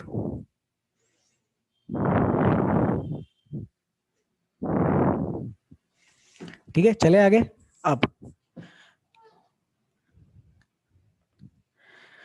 तो जैसे मान लो कि अपने पास में पानी है, ठीक है। अब ये सोप काम कैसे करता है अपन ये देखते हैं, ठीक है। अभी जैसे लॉकडाउन का पीरियड चल रहा है, सब लोगों को कपड़े घर पे धोते आने चाहिए, है ना। तो पानी है, पानी में अपन क्या करेंगे, थोड़ा सा डिटर्जेंट लेते हैं। बाय द वे डिटर्जेंट और soap, for the sake of this discussion, soap और डिटर्जेंट अपन सेम कंसिडर करें, only for today's and maybe tomorrow's class, just consider that soap and detergent, these two terms are exactly same, ठीक है। अब अपन क्या करेंगे, बहुत सारे डिटर्जेंट लेते हैं, ऐसे थोड़ा सा डिटर्जेंट नहीं लेते, बहुत सारे डिटर्जेंट अपन पानी में डालते हैं, और पानी में डालने का क्या होता है, वो डिटर्जेंट नीचे सेटल हो जाता है, लेकिन फिर अपन इसको विगरसली शेक करते हैं और डिटर्जेंट का लेदर बनाते हैं।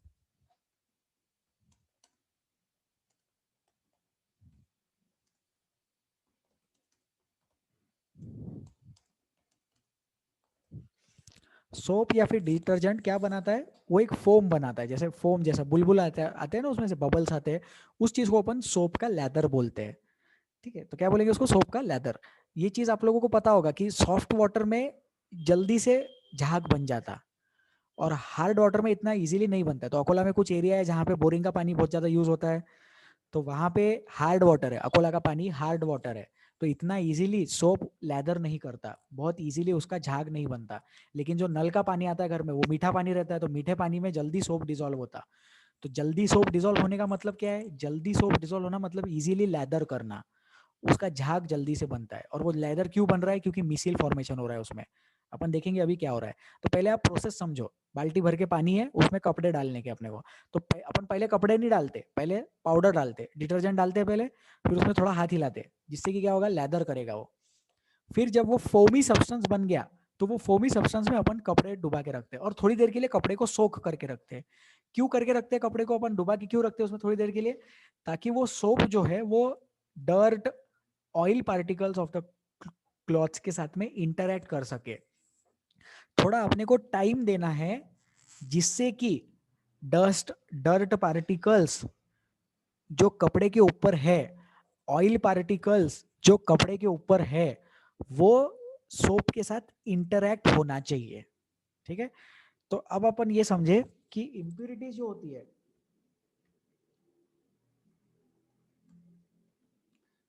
इंप्यूरिटी मतलब कपड़े के ऊपर इंप्यूरिटी जिसको अपने को धोना है। तो impurities are of two types, वही वाली दो चीज है, हाइड्रोफोबिक और हाइड्रोफिलिक।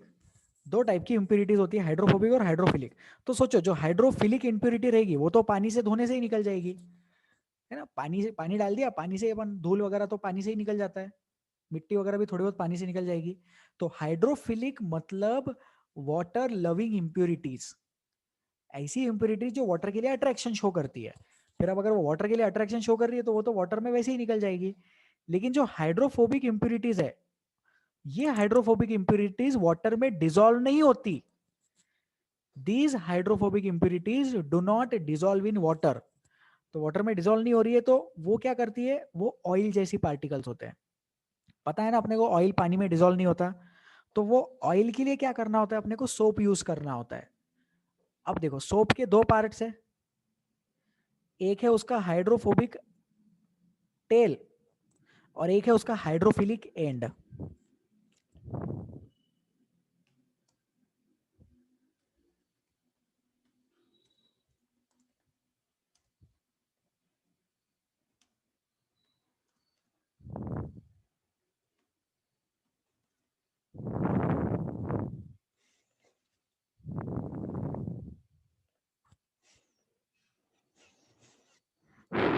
इसको लिख लो, ये सोप का एक स्ट्रक्चर बना है।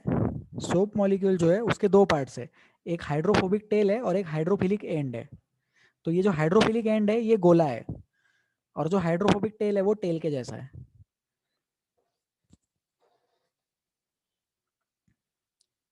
तो अब ध्यान से सोचेंगे, थोड़ा सा सोप अगर अपन लेते हैं तो वो पानी में मिसिल नहीं बनाएगा, मतलब वो पानी में लेदर नहीं करेगा। ज्यादा सोप लेंगे तो वो लेदर करेगा, मतलब उसकी वजह से क्या बनेंगे, उसकी वजह से मिसिल बनेंगे। और वो मिसिल कैसे रहते हैं, मिसिल ऐसे गोल शेप में रहते हैं।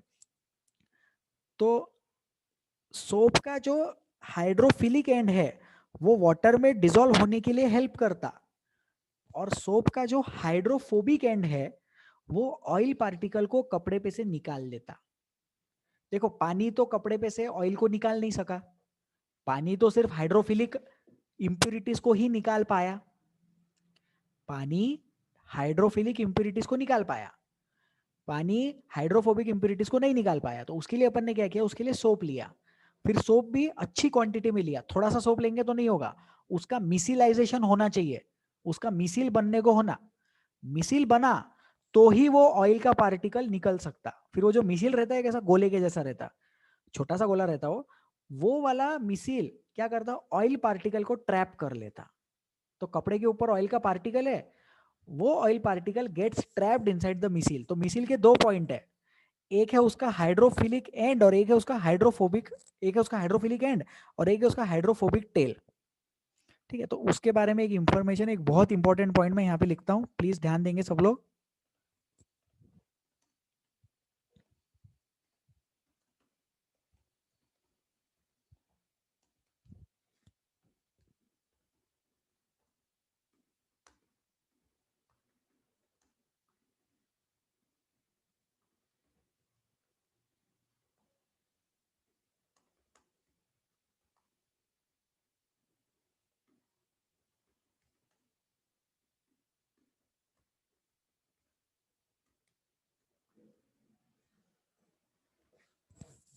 तो ये लिख लो प्लीज, इसको लिख लो पहले, फिर एक्सप्लेन करते हैं, please write this down.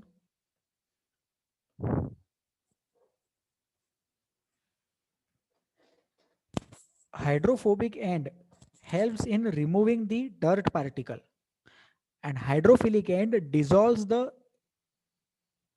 soap molecule in water. जो हाइड्रोफिलिक एंड है, वो हाइड्रोफिलिक एंड जो सोप का है वो पानी में डिसॉल्व करने के लिए हेल्प करता, और जो हाइड्रोफोबिक एंड है वो हाइड्रोफोबिक एंड ऑयल में डिसॉल्व हो जाएगा, तो वो ऑयल के पार्टिकल को वाटर, ऑयल के पार्टिकल को कपड़े पे से रिमूव कर सकता। Hydrophobic and helps to remove the dirt particle from the cloth। ठीक है, और फिर वो डर्ट पार्टिकल रिमूव हो जाएगा और फिर वो डर्ट पार्टिकल सोप के मिसिल में ट्रैप हो गया।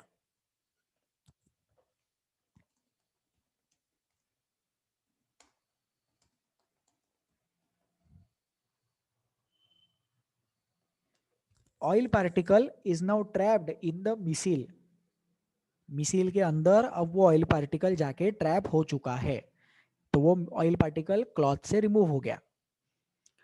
तो ये सोप का काम है, ये सोप ने प्रोसेस किया यहां पर।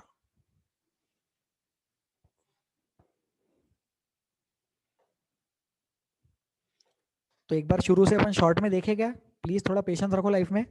एक बार स्टार्टिंग से एक्सप्लेन करते हैं पूरा, इसको लिख लो, 1 मिनट देते हैं, फिर स्टार्टिंग से एक्सप्लेन करेंगे सोप्स एंड डिटर्जेंट्स।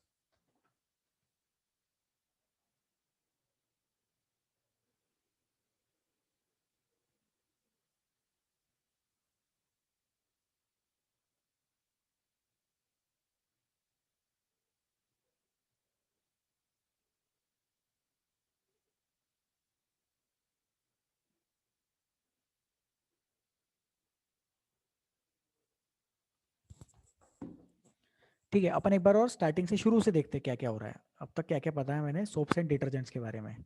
तो for the sake of this class, for the sake of 10th class, soaps and detergent को सेम कंसेप्ट कंसिडर करो, ठीक है।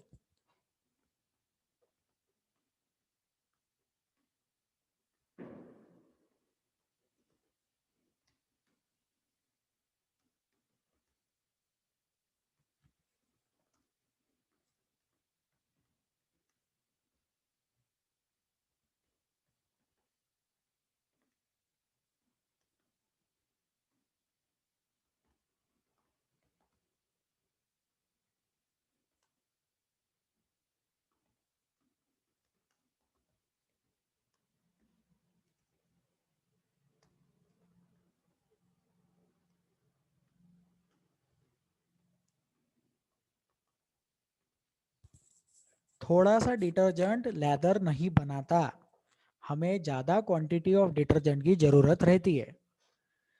जो लेदर बनता है वो सोप के मिसील्स के वजह से बनता है। Lather is formed because of micelles of the soap, and these micelles are created when the soap is dissolved in water. Leather is formed because micelles of soap are created when dissolved in water.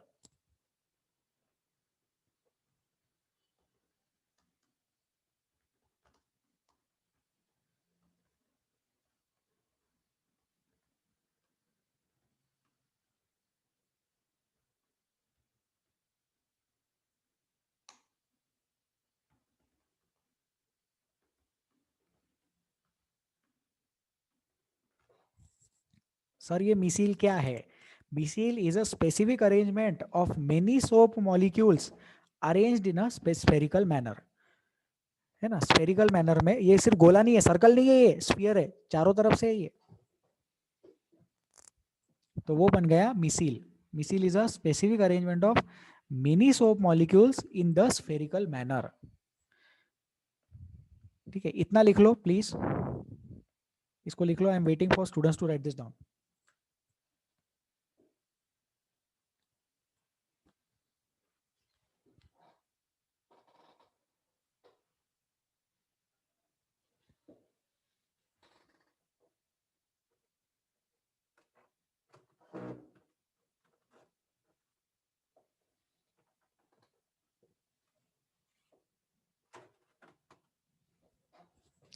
चले आगे, तो ये लिख लिया सबने। I wait for 1 more minute। Hello, ठीक है।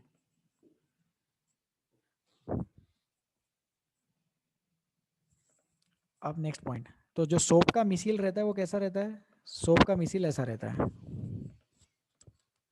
Micelle नहीं सॉरी मॉलिक्यूल।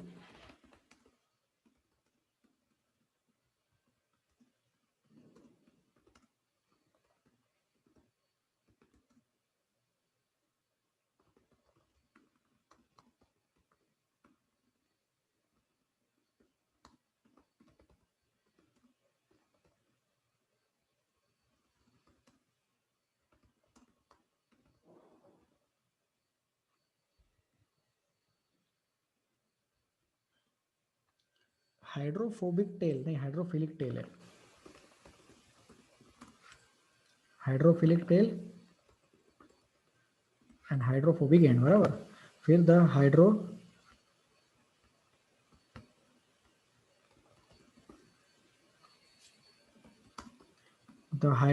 टेल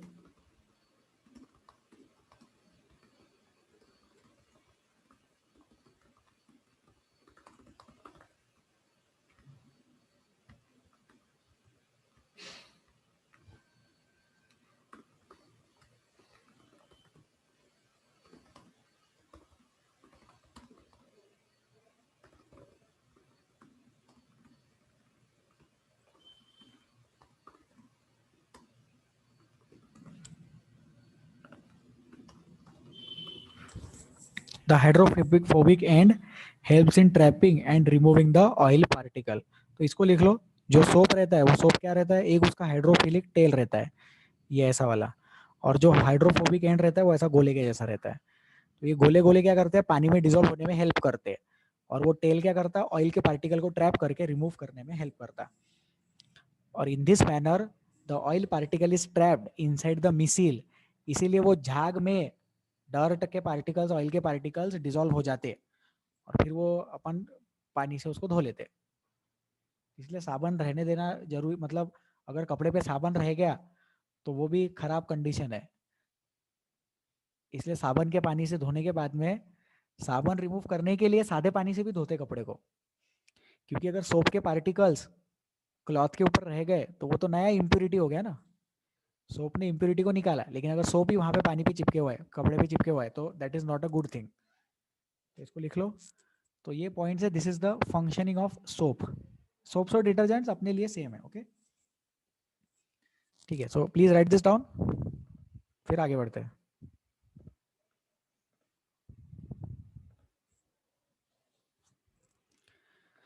चले, लेट्स मूव हेड। ठीक है, तो ये टेक्स्ट बुक से लिया है मैंने, इसको एक बार डिस्कस करते हैं। मिसील, तो ये देखो यहाँ पे hydrophilic and hydrophobic end, tail tail बोलते हैं इसको, लेकिन उन्होंने एंड लिखा है। ये एक सोप का मॉलिक्यूल है, ऐसे बहुत सारे मॉलिक्यूल्स एक साथ आएंगे तो बहुत सारे मॉलिक्यूल्स आके मिसील फॉर्मेशन करते हैं। ठीक है, ये ऑयल के, ये देखो ये कपड़ा है, लाइट ब्लू कलर का क्लॉथ है, ये उसके ऊपर का ऑयल पार्टिकल है, इम्प्यूरिटी है। फिर ये सोप के पार्टिकल्स आएंगे तो फिर वो इम्प्यूरिटी के ऊपर जमा हो जाएंगे, फिर वो देखो कैसे जमा हो रहे हैं, ऐसा मिसिल फॉर्मेशन में जमा हुए और फिर वो इम्प्यूरिटी रिमूव हो गई। So I am reading this content quickly, okay. Soaps are molecules in which the two ends have different properties. एक हाइड्रोफिलिक होता है जो पानी में डिजोल्व होता है, और दूसरा हाइड्रोफोबिक होता है जो हाइड्रोकार्बन में डिजोल्व होता है, मतलब ऑयल पार्टिकल में डिजोल्व होता है। When soap is at the surface of water, the hydrophobic tail of the soap will not be soluble in water, and the soap will align along the surface of water with ionic end in the water and the hydrophilic tail protruding out of water. Inside water, तो पानी के अंदर जाके क्या हो रहा है? These molecules have unique orientation that keeps the hydrocarbon portion out of the water. This is achieved by forming clusters of molecules in which the hydrophobic tails are in the interior of the cluster. देखो hydrophobic tail जो है वो अंदर है oil के पास में, और hydrophilic tell जो है वो हाइड्रोफिलिक पार्ट बाहर की तरफ है। This formation is called as a micelle. Soap in the form of a missile is able to clean since the oily dirt will be collected in the center of the missile. अभी मैंने बताया centre में जाके collect होता है। The missiles stay in solution as a colloid and will not come together to precipitate because of ion-ion repulsion. Then the dirt suspended in missiles is also easily rinsed away. The soap missiles are large enough to scatter light. Hence, soap solution appears cloudy. तो last वाला भी अच्छा point है। Soap solution cloudy क्यों दिखता है? क्योंकि वो कोलॉइड है और वो लाइट को स्कैटर कर सकता है। कौन कोलॉइड है? सोप सॉल्यूशन कोलॉइड है, it can scatter light, so therefore it appears cloudy. ठीक है, हो गया ये, आगे बढ़े अपन। तो आई think this is sufficient for today. अब अपन डाउट्स डिस्कस करेंगे। ठीक है, तो क्लास हो गया है, जिन लोगों को जाना है वो लोग जा सकते हैं, ऑलरेडी बहुत लोग चले गए, very good, thank you so much. आज का जितना पढ़ाना था उतना मैंने पढ़ा दिया है, अब मैं डिफिकल्टीज डिस्कस करूंगा। तो आप लोगों ने जो व्हाट्सएप पे बहुत सारी डिफिकल्टीज मुझे सेंड किए, I try to respond to those difficulties now. अब ये डिफिकल्टीज ऑब्वियसली स्टार्टिंग से स्टार्ट चालू होंगी, क्योंकि कंबशन वगैरह के बारे में भी मैंने डिस्कस किया था। तो कोई पूछते हैं, I don't know this person name, but यहाँ पे लिखा है कि ash formed is not a residue. नहीं, एश भी रेसिड्यू रहता है। एश जो बन रहा है वो रेसिड्यू है, अगर एश नहीं बना तो रेसिड्यू नहीं हुआ ना। हाइड्रोकार्बन, एलपीजी में लिक्विफाइड पेट्रोलियम गैस के टाइम पे, in the liquefied petroleum gas जब बर्न होता है तब कोई रेसिड्यू नहीं बनता, एश भी नहीं बनता है, कुछ भी रेसिड्यू नहीं है, CO2 और वाटर निकल के चला गया। लेकिन जब वुड बर्न करते तो वुड बर्न करने वक्त एश बन गया, ऐश रुक गया, ऐश रह गया, मतलब रेसिड्यू बन गया, क्योंकि इनकम्प्लीट कंबशन था। ऐश बना मतलब incomplete combustion was taking place, okay. तो जिनका डाउट था वो क्लियर हो गया होगा। फिर नेक्स्ट एक डाउट है लैम्प ब्लैक के बारे में। सर, इज डायमंड प्योरेस्ट और लैम्प ब्लैक इज प्योरेस्ट? तो डायमंड इज क्रिस्टलाइन प्योरेस्ट। अच्छा इंफॉर्मेशन है ये, लर्न करेंगे अपन।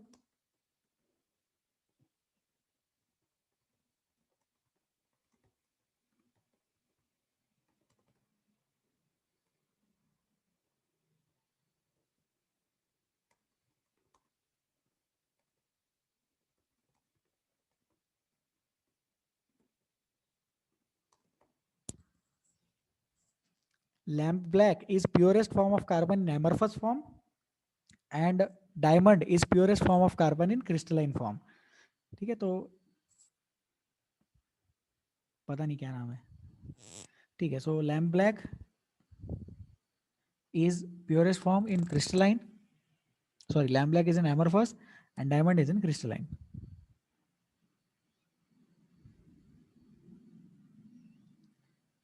ठीक है, I'll take one more doubt. Sir, if there is complete combustion, if there is CO2 and H2O, so all hydrocarbons can have complete combustion. Yes, all hydrocarbons can undergo complete as well as incomplete combustion depending on the quantity of oxygen available. ये statement मेरे को लिखना है कहीं।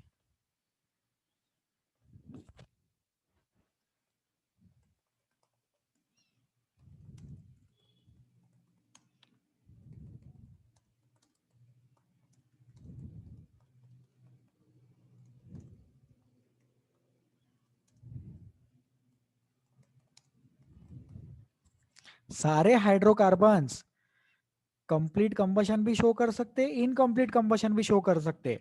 ये चीज depend करती है सिर्फ और सिर्फ क्वांटिटी ऑफ अवेलेबल ऑक्सीजन पे। क्वांटिटी ऑफ अवेलेबल ऑक्सीजन अगर ज्यादा है तो हाइड्रोकार्बन्स कंप्लीटली कंबशन शो करेंगे, और क्वांटिटी ऑफ अवेलेबल ऑक्सीजन कम है तो हाइड्रोकार्बन कंप्लीट कंबशन शो नहीं करेंगे। ठीक है, तो ये सैश, राइट, SAISH, सैश का डाउट है। Complete combustion, good quantity of oxygen available, incomplete combustion, less quantity of oxygen is available. ठीक है, ठीक है, so I think this is sufficient for today. आप लोगों के बाकी डाउट्स व्हाट्सएप पे अभी रिप्लाई करूंगा मैं। Thank you so much, please take care of yourselves. हम मिलेंगे परसों।